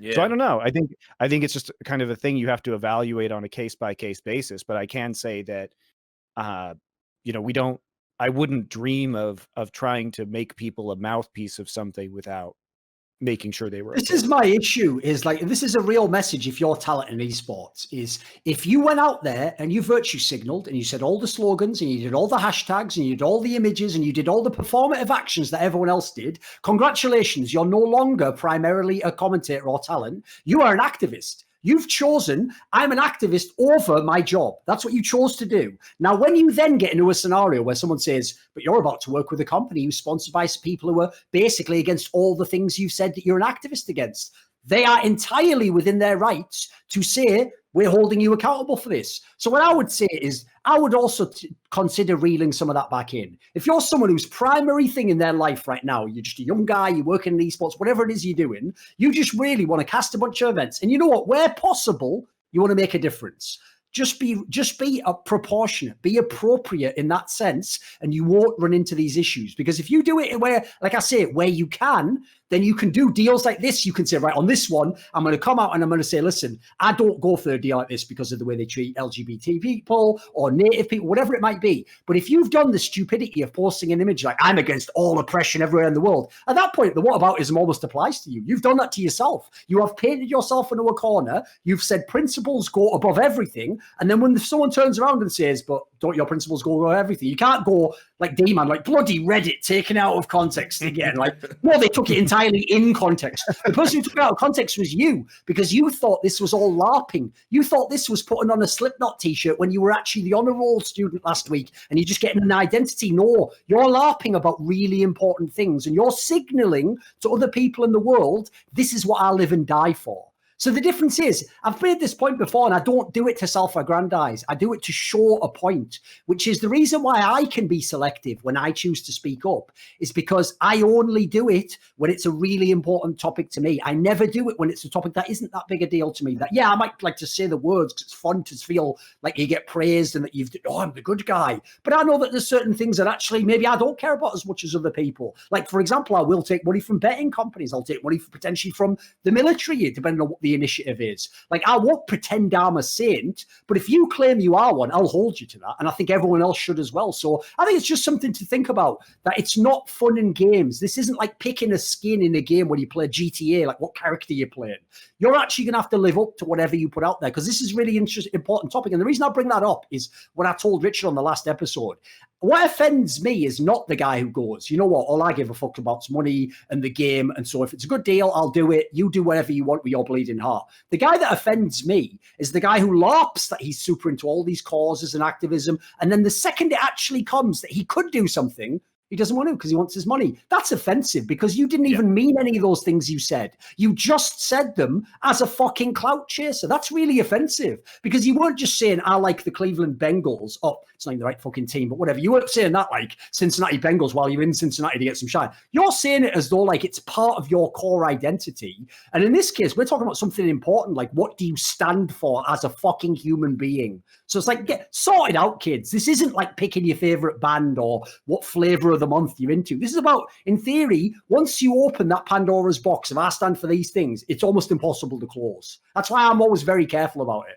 So what I'll do is as well, just before we move on from this topic, and we can throw in a few more thoughts about this, and then we'll get to one other topic and then some viewer questions.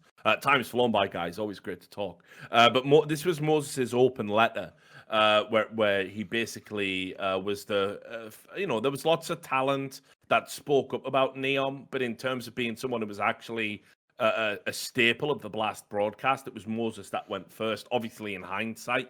I think it was something he would have done anyway, but it's especially easier if you have a job that just means you won't be on the broadcast anyway. But he said this. 2 weeks ago, you announced a new partnership with NEOM. Since that time, I, along with some of my colleagues, have been reaching out to you to get information so that we can understand the reasoning and extent of this deal. We chose to do this out of respect for the working relationship we've had with Blast for the past 4 years. And just so people know, what was happening was the Blast were getting back to talent and saying, yeah, let's have a meeting about this. We'll tell you more about this. Cancelled. They were stringing talent along. They are so invested in this just not being public and people forgetting about it. They're trying to kill it with silence. Yeah, absolutely. It continues. Yet you have not returned that respect in any way. Since I first reached out on July 30th, calls and meetings have been scheduled and delayed, dodged, rescheduled, and cancelled. And the only response we've been given is that the situation is complex and you need more time to give us any details. I cannot properly express how frustrating and disappointing this has been for many of us. Most of us have stood by your side after the debacle of cancelling a day of your first ever event. And we did that, and we did what we could to publicly soothe the community and show that you guys were on the right track. We have been there through multiple tough stretches that the Blasters had to endure. To not have that respect and loyalty returned here in any way should fill all of you with shame. Your silence on this matter is deafening, and now it is harming those who have worked closest with you over the past few years. Your refusal to speak up in defense of your own deal has placed your employees in the crossfire. Your weakness in this regard has allowed the freelancers you work with to be hung out to dry under public scrutiny. You are allowing others to take the heat for a deal that most of us know nothing about, do not agree with, and flat out despise. What makes this all the more frustrating is that I truly believe that this is not the kind of people that work at the Blast. This is not the quality of people I've worked side by side with for 4 years. Those people would not sit back in silence to avoid the blowback and consequences. And if you can't even speak in support of the partner you have chosen to work with, maybe this partnership is not worth having at all. And if you can't find the courage to speak for the men and women who have worked alongside you for years to bring your product to life, then maybe this truly isn't the same Blast I have enjoyed working with. Respectfully, Lil Momo. So he's absolutely fucking torched them there.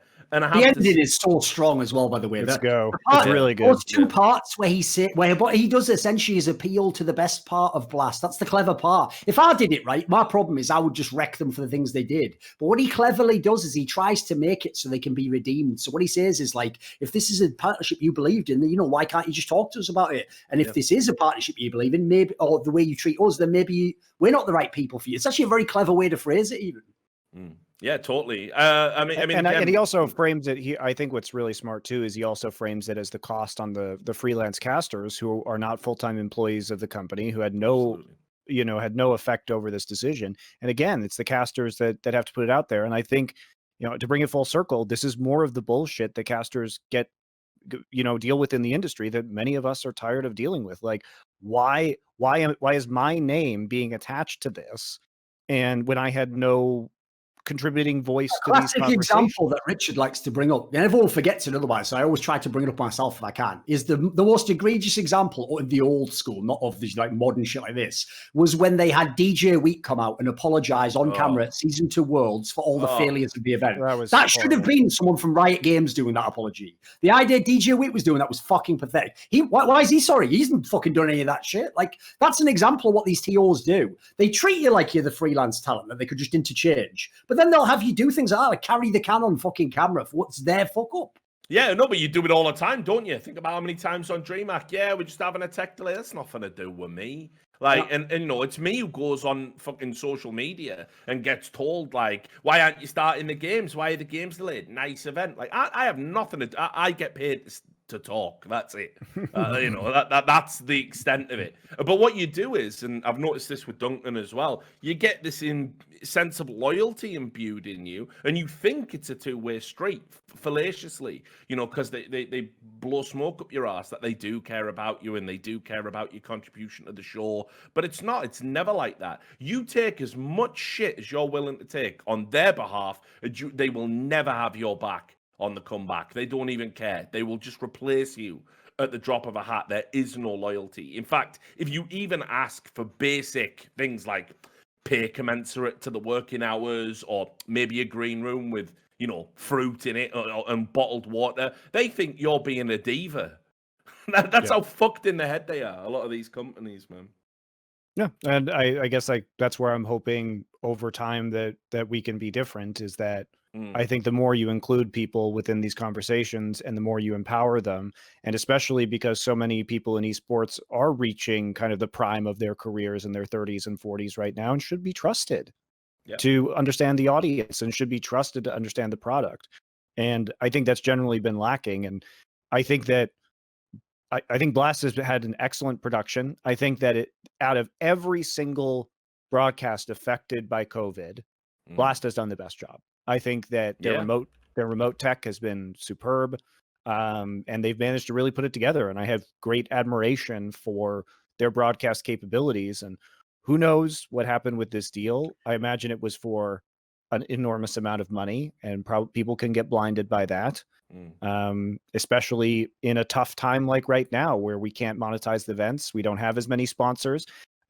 You do have to consider it this way too, because for Riot, they're a big company. They're going to survive no matter what. And I'm not saying I have inside information about Blast's financial state, but objectively, Blast is a smaller independent tournament operator that doesn't have other revenue streams like Riot does in terms of microtransactions, or the main revenue source being the game.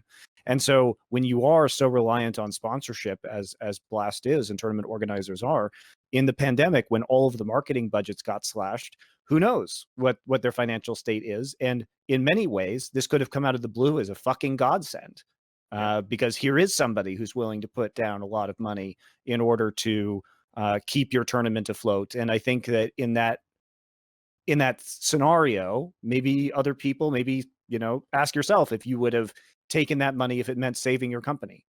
I think it's a really hard, and I'm not saying it is, but maybe that is the scenario, if I'm being generous. That might be the scenario they decide to go with. I mean, as far as I can tell, based on the financial particulars which I've looked at, you know, the Blast is a company that it doesn't need the sponsorship deal, let's say, to continue in its current state. I mean, it's a VC startup essentially. So, sure, you know, but I'm just my point is like, I know exactly what that would be a generous take, right? As an aside, you must have enjoyed this again. I know in theory now it's not actually Nickel and Ihom who pulls the strings at Astralis. Like, although let's be real, the next cunt is just like a fucking knockoff Nickel and Ihom, the Anders Hotspot. Yeah, it's like Nickel and Ihom went through the fucking transporter in the Fly, and because it came out a bit. It came out as Nikolai NEOM. The worst thing is wordplay. So the That's worst why they thing pay is the big bucks. Like this guy, who's now the next Nickel and Ihom of Astralis, is cut from the same fucking cloth, because just like Nickel and Ihom, NEOM, who, after he'd been not involved with Blast for something like 1 month, literally turned around, company he literally was directly involved with before, and just dissed them publicly. Was like, well, I would have invited Fnatic, even though, by the way, I've got information. It was him and his regime that explicitly did not hire Fnatic, because that's how fucking scummy this guy is. Like, literally, he's talking out this side of his mouth, so you can say the other shit to the other guy. Like, he's ridiculous. So this new guy pulled his own Nicola NEOM level status, where because they knew behind the scenes, this is how fucking cynical businessmen are. Because they knew, like a lot of us, well, privately there's conversations going on. They'd heard that a couple of the teams, you can guess one of them if you're smart and you've actually been following anything, they knew a couple of the teams were going to protest. So they know if a couple are and enough pressure gets put, something's going to get changed. So Astralis, being cynical fucks, rush to get out there that publicly they're the ones speaking out against them. So Astralis, who at the top level used to be owned by the same parent company as Blast, like fucking last year or whatever it was, also now just betray the Blast instantly and without even any necessity in this scenario. They could have just gone last and it been in an article like, yeah, we're among the teams. It's so reminiscent. What's mad about this though, Richard, is think about this. This is where these guys are so delusional, because what they really think is like, oh, everyone thinks I'm really biased and like a total scumbag who just only like works with the people I work with. So I'll show my don't by completely turning face and just betraying the people I used to just work with. Like, that'll get people to think I'm a legit businessman. It's like, it does the opposite, you daft cunt. Now no one can trust you. It's so reminiscent as well of, if you remember, when all that shit was coming out about NIP, and they could just pick up the phone to those dog shit Swedish publications, you know, like the Rakakas of this world or whatever, you know. And the same guys that were always saying we were sexist were then just literally the biggest shills of all time for these fucking companies. Yeah, and what they would do is they would basically come out and go, you know, oh, well, Heaton said there's no problem, so I guess there's no problem. We all know and love him. You'll notice every time Astralis has like something either shit going on and they need to cover it up, or they need a quick response, quick press release to get out there. It's literally in the same Danish-owned media that comes out every time. And that's obviously based on personal relationships. I've been told many times by other Danish esports businesses that the whole Astralis and the kind of refresh group have over the scene is so paralyzing because of the media, like because they've got ties to the government, they've got the money tap coming on, you know, they've got all these grants and everything coming on. Nobody publicly criticizes them. Nobody dare do it because you'll get your fucking lights turned off.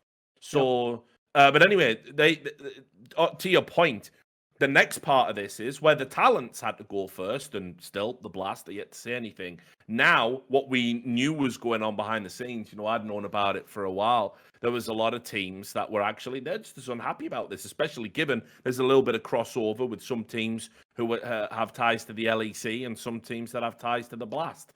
So they don't want this sponsor to be involved.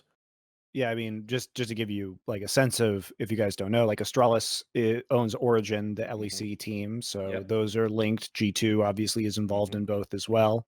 Yeah, and then when you get into obviously just League of Legends presence in general, the likes of Team Liquid are in there and stuff. So I already got told, like, listen, Richard, I know we haven't said anything publicly, but we are trying to, you know, reading between the lines, it sounds like the same treatment the talent we're getting from the Blast, the teams we're getting from the Blast. And these are partnered teams. Remember, like these people are signed to go to their events. They essentially make their events. It's not like a franchise league, but it's kind of like one down. It's between the two, yeah. Yeah, it's one down from that. And as you rightly say, Astralis needing a win in that court of public opinion, they've gone, hello, you know, Mr. Shit Cunt, yeah, we've got another story for you that you're just going to print verbatim without questioning it. Yeah, don't worry, Nicola NEOM's going to come on the phone and read you what you need to say and call it journalism. Is that all right? And that's what's happened. They've kind of jumped the gun when I'm pretty sure this was meant to be, again, based on what I've been told, they were meant to be coming out with a joint statement, all of the teams. Would make sense, right? Yeah, well, it just is their MO. But also, but would the good news is to literally reduce some of the weight of a blow of public pressure to stop fucking like genocide being allowed to permeate into esports. That would really be an Astralis level move. Now we need the little PR win though, Rich. So can we just get that? Yeah. So I mean, on the plus side though, I'll add. I'm surprised they haven't done a fucking poll like RT this if you want the genocide to stop. Like it if you think we should just do a poster. Like they're the sort of cunts who would do something. Not really, but whatever. Yeah, some of these are jokes, you daft cunts. So anyway, no, I think if the talent aren't enough to make them change their mind, surely the teams have to be. I think it's going to be interesting to see how it plays out, right? Yeah. It's who knows how this is all going to go. I think we're going to learn a lot about a lot of teams as this progresses, and we're going to learn a lot about Blast. And I think just in a broader implication, I think it's really important to remember that companies should be judged by the kind of money that they take and not by the ethics that they say they have. Because remember, corporations can't have ethics. So it is all about money, and where that money comes from really matters. And that's what you should judge corporations by. And I think at least when it comes to Flashpoint, and we don't want to say what we are, right? Our talent, anyone who works there, perfectly free to espouse their own beliefs. That's totally fine. But it's not something, just because I don't believe that a company can, I believe I can have ethics, and I believe that my ethics are in relation to Flashpoint in the way that money is accepted, correct? Right? And anything that I have a personal belief on is mine alone, and doesn't reflect the company doesn't reflect that necessarily. So I just think that that's how people should judge companies. And I think people too often are very naive and think, oh, because this company made a statement about something that I agree with, that they are ethical, when the true ethics is how the business is operated. And that's really the only ethics when it comes to companies. So let's do one quick roster story, big bit of news, and then we're going to get into the viewer questions. Monty, you're along for the ride on the viewer questions, by the way. So all the questions will be applied to you as an added little bonus to all the patrons that pay to bring back the show. But the big roster move story kind of this week was that Kjaerbye, formerly of North, he was another guy who had to take a break from burnout and was on the bench and chilling. He's now been announced that he's going to go to FaZe to replace Bymas.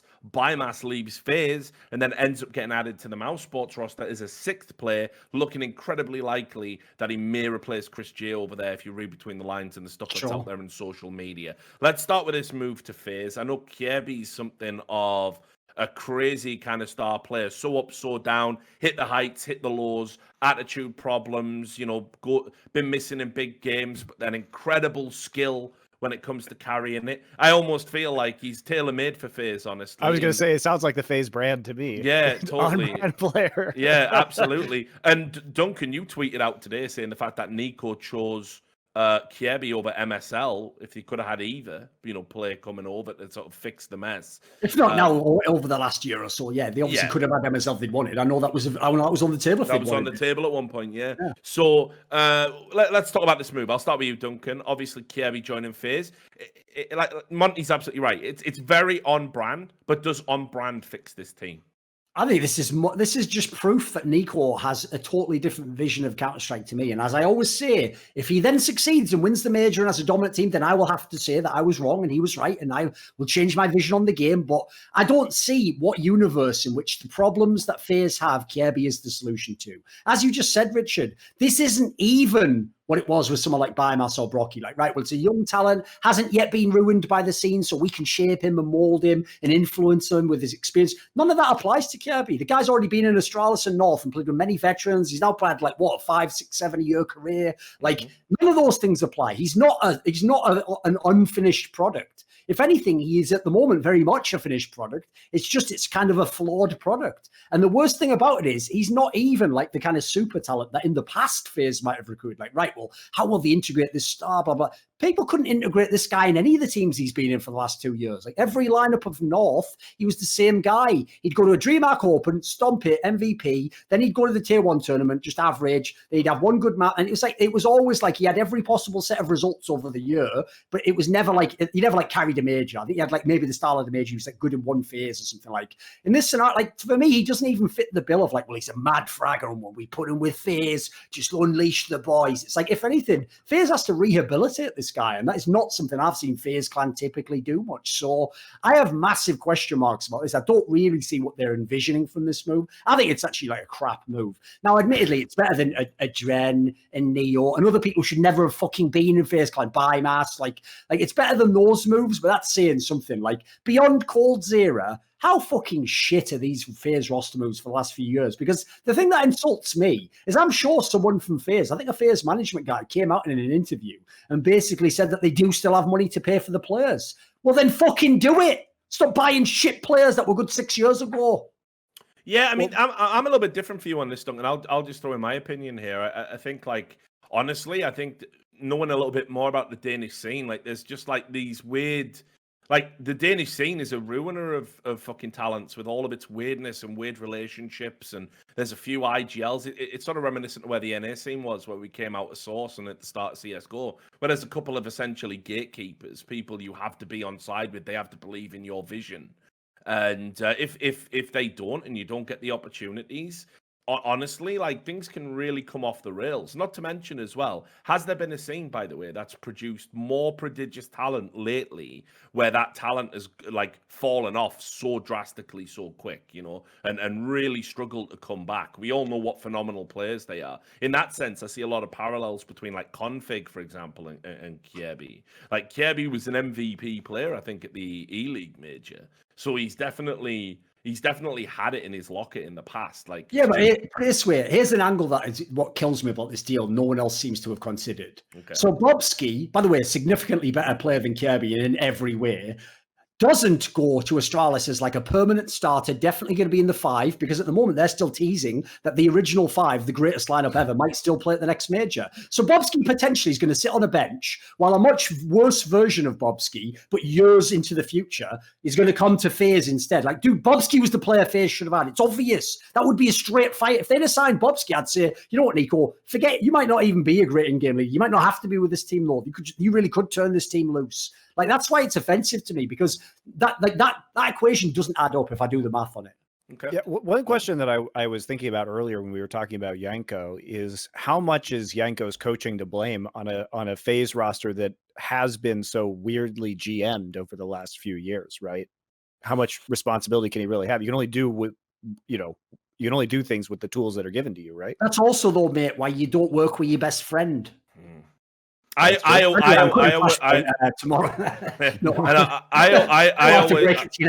I honestly always felt that the Ehco move to FaZe was, one of those where it was basically they wanted to bring somebody in, make Nico happy. Come on, yeah. So you've got a coach, but like the org think Ehco can reach Nico. No fucker can reach Nico. Nobody can. Yeah, he's so fucking gone in his hubris. Like, I've told the story in the past. This guy, to my face, defended Dennis and Spiddy repeatedly. Yeah, I know. If Jesus himself was like, but Nico, have you ever thought about maybe another in-game? Like, get the fuck out of here, son of God, arsehole. He wouldn't have it. Like, I know you're the Messiah, but can you do this with a deagle? Like, Nico's hubris is like nothing I've ever seen in Counter-Strike history. It's very, very hard to think of it. So, for a star player, by the way. For a star player, yes, perfect. Yeah, but not an in-game leader. Not an in-game leader. Not someone who controls a roster. The only reason fucking Bymas ended up on this roster is because fucking Nico played a couple of FPL games with him. And because he dropped him a fucking M4 Fortune and goes,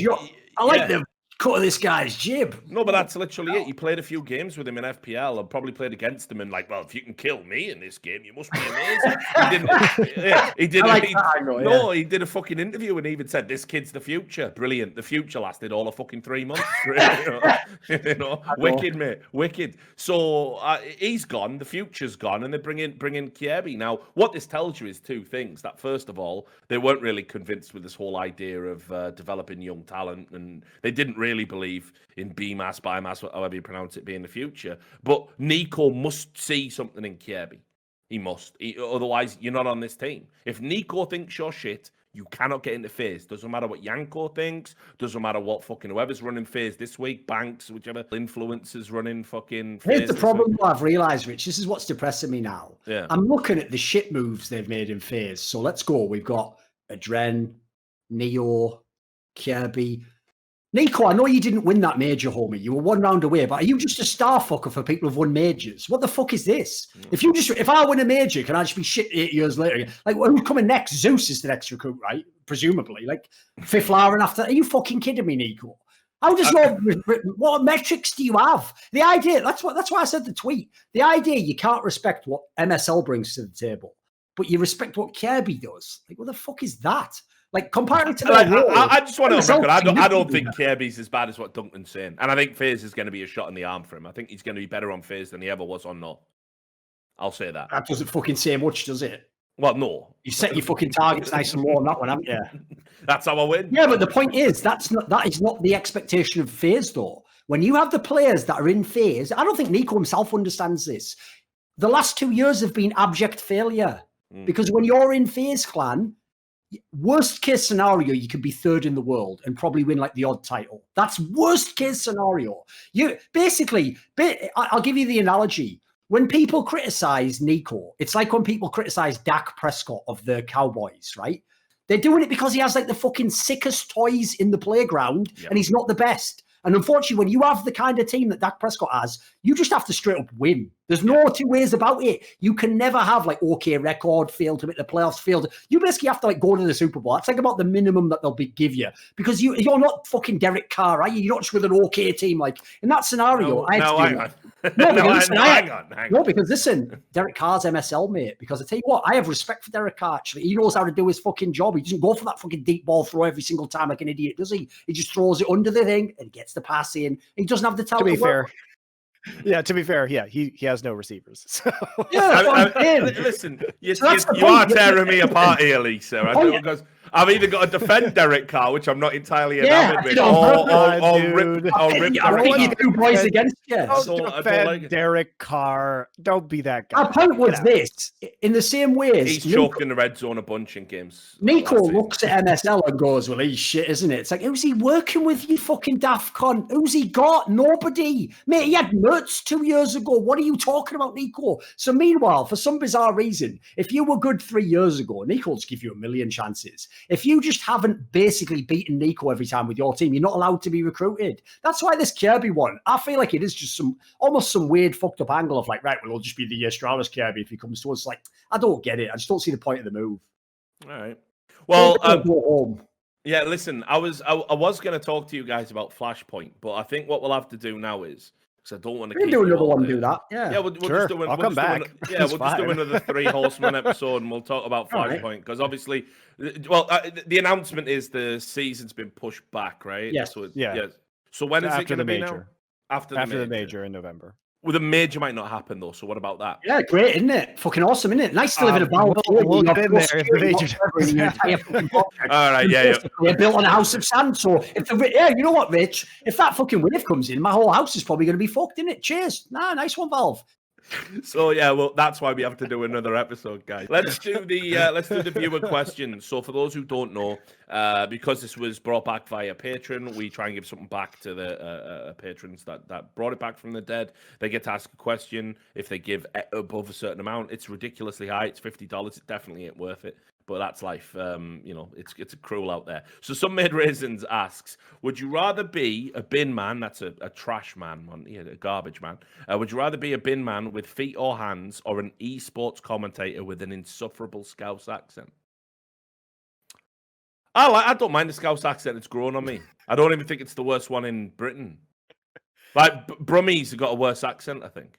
I will always choose things that I could fix through training to get rid of the Scouse accent. I couldn't fix the fact that I have feet for hands, so I'd choose the second one. Well, the irony is that if you're a trash man, eventually, first of all, you could own your own trash business. You could obviously do like night school. You could read books when you're not doing your round. You could develop yourself. Whereas if you're from Liverpool, you will be trash forever.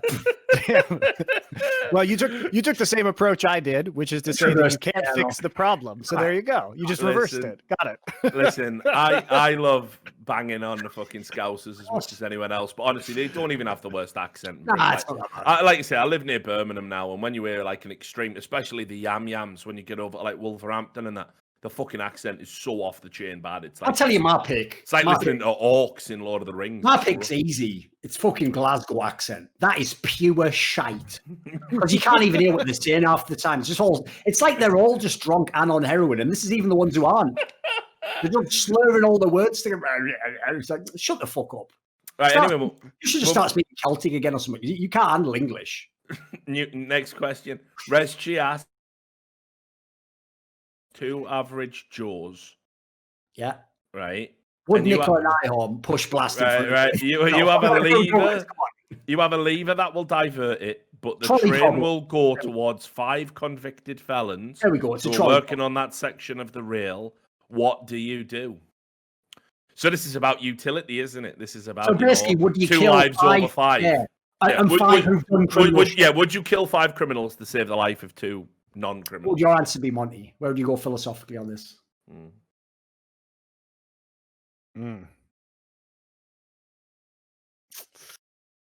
Can I know the level? I want to know the level of their felony, right? But in the absence Well, of knowing it is that- felons. It is felons. Yeah, so... but you know, there are tons of laws around things that probably shouldn't be felonies, et cetera, right?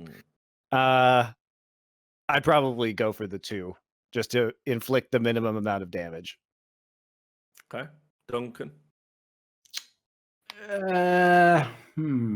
See, here's the problem. There's actually a layer to that guy hasn't revealed, because unfortunately he just said criminal felons. The way he should have done it to make it funny is you say like murderer. Because if you say it's like a murderer and make it a murderer, then I don't care. blood, because then you can use the angle, which is an extra layer of abstraction of like, well, they just sort of chose to be there because if they didn't commit the murder, they wouldn't be there. So in that scenario, I'd save the 2 innocent people. But in the other scenario, I'm with Monty. If it's just random crime, I'm sorry, like just being a criminal, like the other 2 people, like I have to save 5 people, don't I? You have to die. Majority of felonies are like stupid drug crimes. So yeah, true. Yeah, I mean, it's probably the same for me then. Right, Jerckysminion, regular on the show, asks if you could ban any song in the world from ever being played again, which one would it be and why? Oh, this is easy. Go on, what would it be? Silver Scrapes. Oh, easy, yeah. What, do you agree with that? The one they play for Game 5 of all the series in League of Legends, he means. Where it's like Game 5. Yeah. Oh, and I agree, because it's an okay track, but like people made it as though it's like people made it. Here's an analogy. It's a Super Boomer reference, but if you know it's straight fire. People make it sound like that song is like the NBA on like CBS or whatever it was, that one NBC rather, back in the 90s, which has like a classic intro of like and like everyone who hears that, like you just feel joy because you know like, oh fuck, like NBA's on and it's the 90s. They've got like Karl Malone and back. Like they make it sound like it's legendary. It's not. It's forced. It's just a meme. Like just because they played it for Game 5, everyone's like, oh my god, it's so sick. Like I think that is whack song. It's a shit song. Either that or I'd just remove something like I don't even know the names of the songs. So almost anything by like the Chainsmokers. Not because I even have to listen to it. I just want other people to suffer. If you actually enjoy that, I want you to be denied that. I want you to be like a fucking I want you to be like someone in hell denied God's love, that you don't get your Chainsmokers song anymore. You must live in a world without the Chainsmokers. It's such a tough one, that, man, because there's so much overplayed shite. There really is.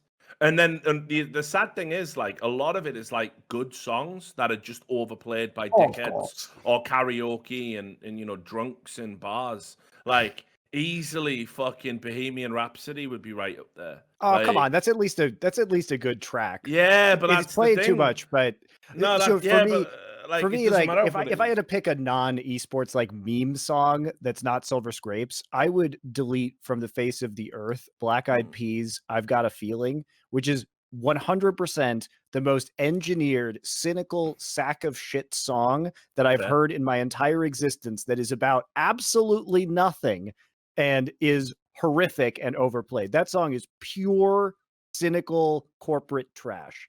I'd love it if Monty didn't know it, but they'd already like licensed that track for like Flashpoint 2. Oh, it'd be we have to come out. I got a feeling. Monty, we want to film a promo with you. The Black Eyed Peas are going to be here as well. Shit. All right then, dude. What I've to go on like the level of corporate like bullshit in that song. They even like throw in a Mazel Tov just so that you know that cynically they're like, well, they'll play it at bar mitzvahs if we throw the Mazel Tov in there. I'm just like, come on. Another one that used to do me was that Robbie Williams' Angels, which was like that's a good song. It's ruined though. Yeah, because all the chavs used to play it at the funerals, you know. So it was like such a fucking, you know, that was a massively overplayed one for about 10, 20 years. If I never heard that again, I'd be fine. I'd be completely fine. Wonderwall's definitely up there. There's too many. There's too many. And to be fair, a lot of it isn't about the musician. It's about you at home. And the fact that you don't get bored. You know, you can sit there and listen to a song and play it 20 times. You can listen to that. Like, why do you think radio is structured that way, where it plays the same 6 songs every 30 mate, minutes? Look, It's because of you being a fucking moron. It's your fault. Look, I like Wonderwall simply because it's the greatest idiot detector of all time, right? As soon as you hear somebody like choosing to sing that song, you know they're never worth talking to again. So in a way, it serves its own purpose, right? Yeah, maybe. Put it this way, because for years and years now, I've just obviously worked on the internet. I don't listen to the radio in any context, and I don't even know if Top of the Pops still exists. But I don't watch any shows like that anymore, like used to when you were a kid. I haven't been in the music scene. Like I don't even like, for example, when people say like Adele, I might have heard like 2 Adele songs ever because I don't know what setting I'd ever hear, or I wouldn't recognize if it was her. Right. So the thing that's like really jarring to me is every time I sit down in LAX in fucking America, because just the taxis that you're in, you hear the say, like you're saying, the programming is so homogenous. It's ridiculous. Like, dude, I'll hear a song I've never heard, and by the end of being in LA for 2 weeks, I can't handle that he's still playing this song. Like, I've heard this song 30 times, and it's one I didn't even know, and it's already like that fucking song where it was like, "We could be royal." I was like, I don't give a fuck. Who is this bitch? Well, you know, they did it.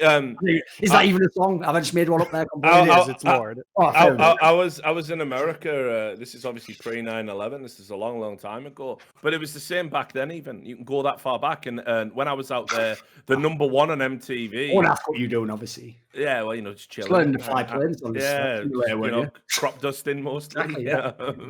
But anyway, that song Flagpole Sitter, you know, the fucking theme for Peep Show.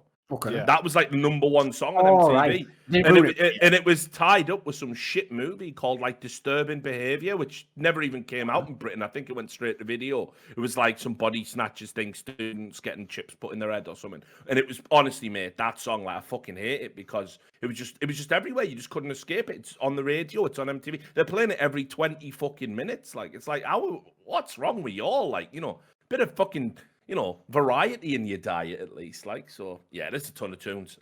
Radio's the problem. America's the problem. Everything's the problem. Well, I will say one thing that if you think it was bad, you know, Thorin, you've lived in Korea too. In Korea, because they're so trend-centric, but it's not even, first off, K-pop is trash. Second off, obviously, it's even worse than that in Korea because they will, like, the whole country will become obsessed with one song, and you will literally hear it in every store, everywhere you go, in every city, walking down the street for like 2 months straight, and it's so annoying. AliceTheAlchemist, for Monte, Rich, and Thorin, name 1 quality of respective guests that you feel has enabled, also us, in other words, that has enabled us to succeed in esports. Like of each other or something. Yeah, I guess so. Yeah, so we have to do each other, 1 quality in each. Well, so I'll just go first. This is nice and easy.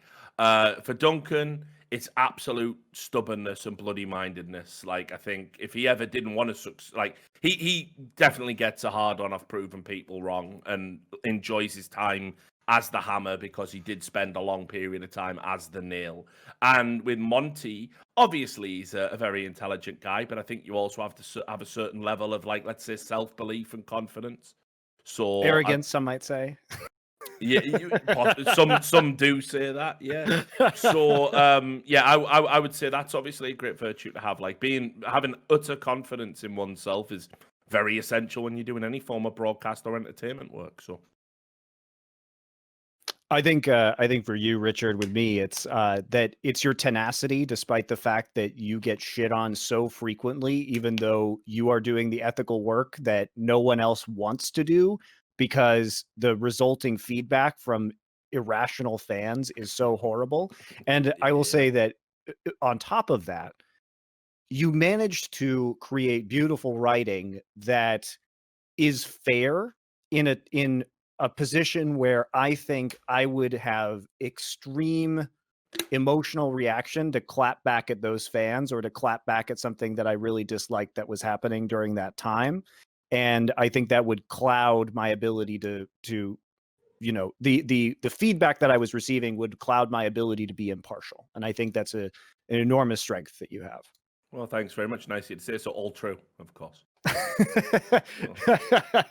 And yeah, I think you do the work that most other people don't have the balls to do. And I think with Duncan, it's coming to having just an uncompromising, in a good way, view of the kind of life that he wants to lead and the kind of content that he wants to create and the kind of information he wants to put into his mind.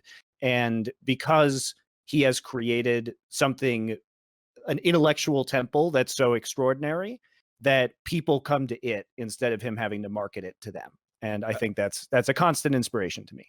And I think that's a good point as well. But just a reminder, Duncan does think Rorschach's the good guy in Watchmen. So always temper that with that reality. Listen, that's one of those areas where, no joke, when Alan Moore's like, well, actually, I didn't mean to talk up Alan Moore. That your project ended when you accepted the money and quit writing it, mate. That's mine now. It belongs to the fans. So anyway. So yeah, Alan Moore can suck a dick as well. One of my heroes, of course. Whatever. They can all suck dicks, everyone can. That's the secret of life. If you meet the bud on the road, tell him to suck his own dick. There you go. Yeah. Bit of philosophy. Right, what I would say is for sound Richard, of one dick sucking, yeah. Exactly. What is the sound? It's just dust crying in a fucking hotel room somewhere in Toronto, isn't it? Whatever. We all listen, the whipping boy always has to get it in the end, don't they? Rather than anyone else. So right, keep that in. Right, for Richard, I'll pick. Actually, I'll say for Richard, it's an unusual one because no one ever says this, but which is why, and also obviously Monty went first with the other one. So I'll say resourcefulness, because what people don't know is if Richard is motivated by a topic to investigate it, to understand it, to find an angle on it, he will go to lengths that forget like else will. Like, I don't care who you want to list. Name the other people who've won the esports journalist award. They won't do it. So, like, the example would be when Richard was looking into all the stuff about the FaZe lawsuit with Tfue, where he was trying to find out this. It was all about the distinction of, like, is FaZe an agency, but they're in California, or are they like a team and a company and they employ them? So Richard went and was just literally reading, essentially for fun, but just to know what he's talking about, like bylaws of California, like fucking massive, like legal. And so as a result, you can go watch this on my YouTube channel on an esports salon episode. He's like schooling Bryce Blum about details Bryce Blum hasn't looked into yet, where he's going, actually, I think you'll find it's in it. Bryce Blum's like, oh, yeah, you're right, actually, Richard's a legal degree when they pop out of the pussy. That's all they need, and they need to know if everything's legal or not. That was a shit week as well. Like, by the way, it froze and literally just came back to Thorin going, "Pop out the pussy."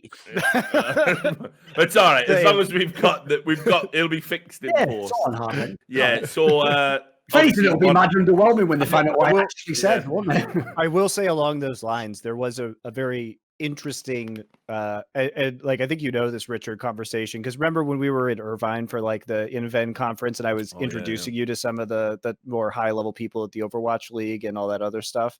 Like one of the things that I told them was I was like, you guys really need to have open communication with Richard, because here's the thing, he has much more time and willpower than you do on any topic. So if you don't have that communication with him and you don't have those lines to discuss things with him, you're not going to like what happens, because who knows what he's going to find, right? And let's just say they didn't take my advice very seriously. They certainly didn't. They don't like me very much. And then for Monty, I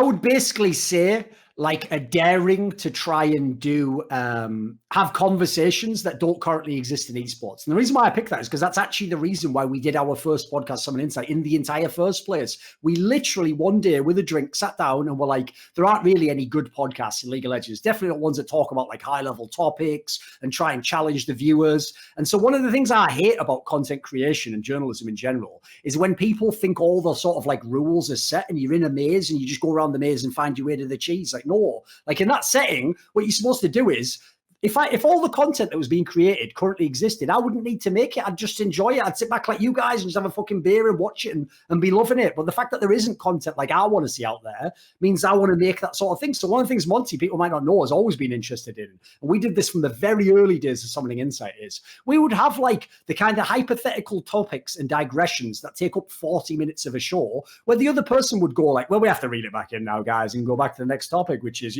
Liquid's just picked up a new assistant coach. Like that, for me, that's like that's like if someone does that on my shows, I'm like, dude, why are you fucking up like an interesting conversation for like a fake television show that you have going in your mind. So for me, there's been very few people I've been able to find in the scene who are willing to go, like, basically take those digressions. Like, I've had a lot of shows in the days, and a lot of them I've had to tailor to the co-host, whereas on our shows, Summon and Insight, and most of the things we've done, it's more like a shared vision, you know. It's not like me just leading the other person, like, right, come along, if you go this way, it's going to be good. A lot of people are, like, victims to the script. You know, you plan out your show, you put it in your Google Doc, you have all your links, and you think you've got to go from the top to the bottom, and you just don't. You can spend the entire 2 hours or whatever you've got allotted on one topic. Like you say, if the conversation's good, why move on, you know? Also, as with most things with me, it takes me getting really mad to do something or to, like, be hyper creative or motivated. Like, if I just start to get really angry, that's when I become very productive and inventive. And so special shout out to Travis Gafford, because the reason why Summoning Insight exists is from that episode where you were on, Duncan, and he deleted it later because you were just owning him. That's every episode. I shut it down. Yeah. But like, Travis will delete anything. I've been on his shows and he's deleted those too, where I just, like, roast him, and he will just do the live show and then he'll delete all the evidence of it because he's a coward.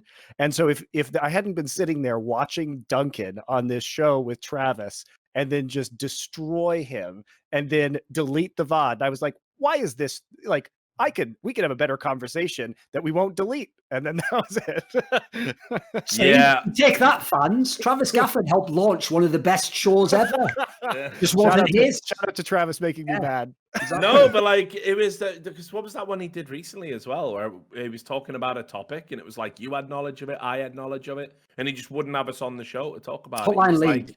Like, on Hotline League, he was going like, listen, you know, I don't want everyone who's got their own podcast to come on. What, we're leeching off you? Fucking hell, you're not fit to tie my shoes as a journalist. What are you talking about? Like, madness. But yeah, I could have come on and enhanced his show, but he turned it down because if he's not the star, no one else can be, I guess. I find it, like, funny too, because in that incident I wanted to come on the show and he was trying to screen the questions that I was going to ask to a guy named Chris Hopper who worked from Riot, and Chris Hopper himself was saying let Monte on the show. And Travis, I was like, Travis, I'm a professional in this industry. If I wreck myself here, then that's not on you. But I wouldn't ask you, as a respectful member of the industry, I wouldn't screen your questions. Like, that's some bullshit. Like, I'm not going to sit here and be like, this is what I'm going to ask to this person. It's like, no, it's a talk show. I don't know where it's going to go. And you have to trust me at a certain level. And when he didn't treat me with that level of respect, I haven't done an interview or anything with him since. He's too busy doing PR for Team Liquid anyway, so I'm sure he couldn't fit you in. Right, we've got a couple more questions. Let's keep on trucking. Very wholesome and positive question. Really appreciate that, Alice. Ehco, Patreon question. If all of you, including Sam, had to form a rap group, what would you call the group and what would your individual aliases be within that group? Right. One thing I'll just say is this is one of those segments that even a timestamp won't save if we do it wrong. So be very careful you do right now. My answer to this question, if I was on Unfiltered 10 years ago and this was on tape, I wouldn't be working right now. It'd be like Back to the Future. I'd just be disappearing from the show. I know. Thank God they never asked me that, Chan man. Cheers, mate. Thanks for keeping it on StarCraft. Yeah, maybe then we could just skip it. We could do a fun one. What would the fun? Because obviously with us, it'd have to be something like edgy or something, wouldn't it? Yeah, but that's what I mean. It's like when you stifle comedy doesn't work by definition. So I don't know. I also, so here's the other aspect of this is like rappers choose names for themselves, but we already chose gamer IDs for ourselves. Montecristo right? is a straight fire name for a rapper, I think. Like Montecristo, maybe. It already is, you know, the initials are already MC. So it actually makes sense for a rapper anyway. Yeah, so like I think you've already got the coolest name here. I got rid of mine because mine was fucking Dr. Gon, so like that's just not gonna work. To be fair, that's a good rapper name, I think. You reckon? That's like yeah, okay. So I mean, and Thorin, I've always said this about Duncan. Like I always felt he should have got rid of Thorin as an alias anyway, because like I remember having this conversation with. This has got nothing to do with your question, but it's what you're getting because you asked a risque question. But I remember saying to Duncan, like, why don't you do what I do and just get rid of your username and just be like, I'm Richard Lewis, you're Duncan Shields, esports historian. And he turned to me and he went, right, do you know who Thorin is? And I went, yeah, obviously he's that cunt from The Hobbit or whatever, you know. And he went, right, now when you Google, you don't get Thorin Oakenshield, that cunt from The Hobbit, do you? You get me. So I think I know a thing or two about branding. I've overthrown J.R.R. Tolkien. He went up there, he went mad, like he went on some mad diatribe about how like Thorin Oakenshield was a bell end because he wasn't the top Twitter trend. So, and there's another angle, which the other angle was this: is when people say Richard Lewis is an alt-right bigot who's a piece of shit, trash, garbage human being, they say Richard Lewis, your fucking birth name. They don't say Duncan Shields. They go Thorin, and I go fucking. Talking that? No, that ain't going in the SEO. Yeah, that's I do love that Thorin is so petty that he will take victories over fictional characters. Oh yeah, he loves it, mate. He loves it. So listen, you can have another question next week, mate, but we're gonna stay clear of that one. You know, it's a strange time to be alive. ReykjavikOnSteam. Now that little Momo has brought the flames to the coaching role, can he bring his creamy persona to lead the heads of Team Liquid to shine once more? And there's a specific question for Monte where he says, well, on a separate note, have you found the CS community welcoming? Or are we OWL fans 2.0 is what he says. So no, you can take a joke. That's actually the key difference. Yeah. So on the Moses thing, I agree. I think I know Moses is like really putting his heart and soul into this. And listen, that's a great team that they've got over there. They've took Nitro out. Nitro might be moving over to Valorant. It looks like joining that retirement home, and you know, power to him. I hope he gets that cheddar. Been a great servant to the game.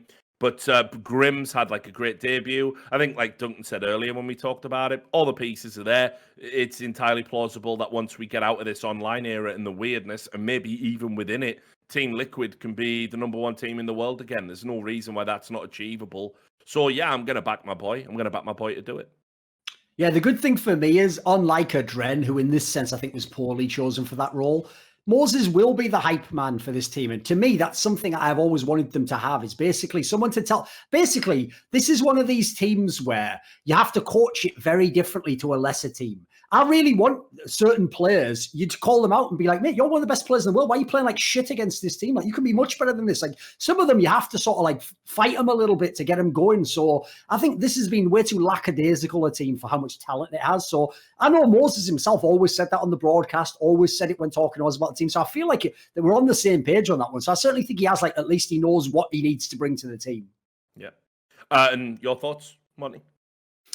I think that one of Moses's strengths is that he listens very well and obviously has a very strong knowledge of the game. And I think he is perceptive in terms of his social, like the social dynamics, generally speaking. And I think that one of the biggest flaws in esports coaching is not necessarily game knowledge, that you can't manage players independently or solve any kind of interpersonal communication issues. And I think that that is a key skill that he's going to bring in addition to his knowledge. So it is, I think it's hard for me to imagine that he would struggle in this role. Yeah. And what about the CS community? Have we been welcoming? Oh yeah, absolutely. In fact, I was really surprised how welcoming it was. Way more welcoming than I expected. I think partially because, as I said in the beginning of the episode, there's a lot of crossover fans who know me from other esports, and I think that the CS community is generally older and more mature and has been, you know, forged in the fires of online toxicity, so they are more capable of taking a joke or laughing things off. And I think with the Overwatch fans, unlike CS fans who treat the professional game as a sport and have the same kind of interest in the game that a sports fan would, which is where I come from in my background, starting as a sports fan and then moving into gaming, the Overwatch fans treat the competitive scene as like an anime or a K-pop group. It's like you're talking shit on the K-pop idol, basically. Yeah, exactly. You must be, you know, you're the heretic who must be purged from the church, basically. Yeah. So the level of extreme reactions that I received when attempting to do analysis, and unfortunately in Overwatch as a game, because it is so difficult to watch, if you don't know how to watch it, because there's so much going on at once, it's very hard to tell who is good in that game. And I think just as a game, that's one of Overwatch's problems is like, who is actually good? I think if you ask the average fan, like, who name the top 5 off tanks who play Diva, most people couldn't answer that question because most of what this character does is not flashy and kind of invisible. Yes. And I don't think that's true of most other esports. I think that the eye test, the average fan can tell a player's skill, not perfectly, but at least to a reasonable level. So I think what ends up happening in Overwatch is that fans get attached to personalities and they can't tell whether they're good or not, so that when you have criticism of them, the combination of these things leads to really weird outrage. And the outrage that happens is, like Thorin said, the like K-pop level backlash. Yeah. So I think it's kind of a perfect storm. It's also a younger audience, but I found the Overwatch community, I think, initially very welcoming, but I think that's because there were a lot of esports fans who were interested in trying it out as a viewing experience.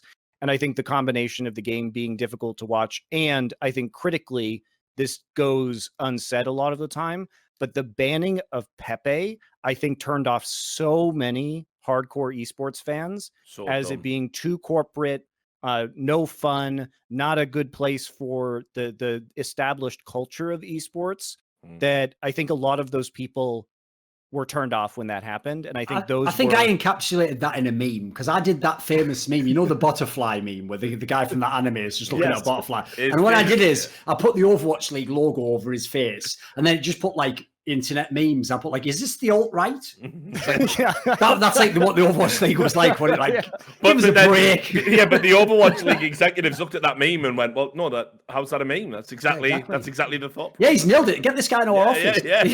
Oh wait, it's Thorin. Yeah.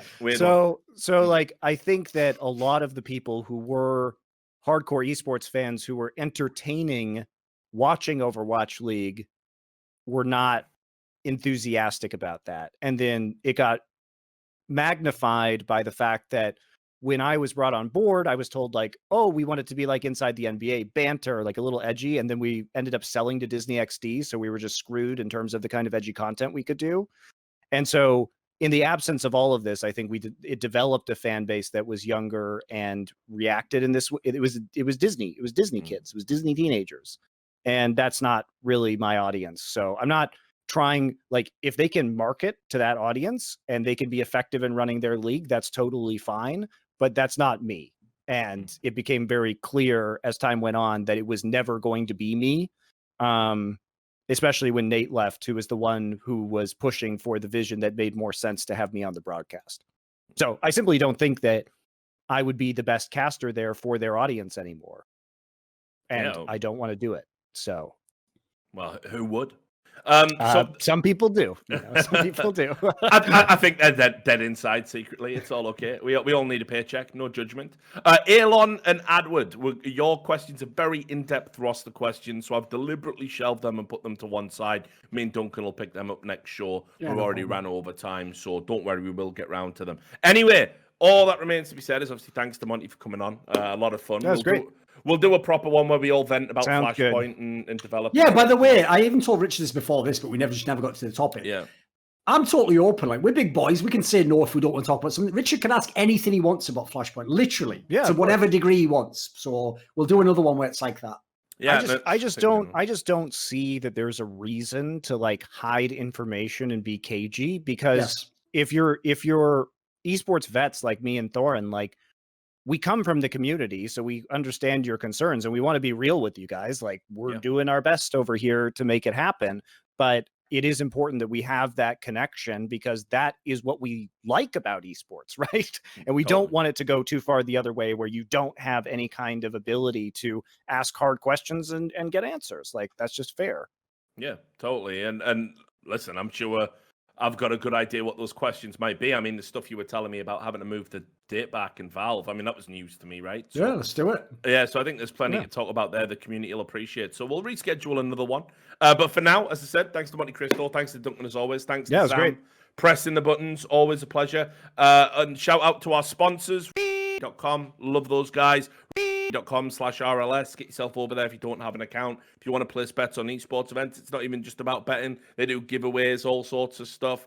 They've got a YouTube channel where I post interviews too. Got a CS on YouTube. You'll find my content there. Got an interview with Pimp coming soon. I think that's going to be an interesting one that you guys will appreciate. Or it might die on the vine in Reddit because everyone's mentally ill. Who really knows? We'll find out. And of course, our other sponsor, NordVPN. Everyone needs a VPN in this day and age. So make it NordVPN. Go to NordVPN/RLS to support this show. It's cheaper than a Twitch sub. Make sure you get over there. And then finally, shout out to all of our patrons that brought the show back from the dead. Our $100 patrons, Jerckysminion, ReykjavikOnSteam, Madams, AliceTheAlchemist, and our $50 patrons, J Dubs, Butt Pounder 420, Watch Doge. Yeah, I'm sorry about this, Monty. This is I love new. it. I love it. Stop the Overwatch League now, Monty. Yeah.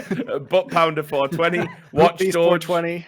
Christian Davison, Cathal, CSGo, Rezchi, Miss Alcoholic, Madsen, Adam Edward, Flacksmith, Benakagi, Ehco, Marcus Kjaerbye, Tobias Bernasconi, Carv, Daniel Magnuson, SunMaidRaisins, and Elon. Thanks to all of you. Thanks to everyone that tuned in today. Thanks to Monty. Make sure you take care of yourselves. We'll be back next week with another episode of By the Numbers. Peace.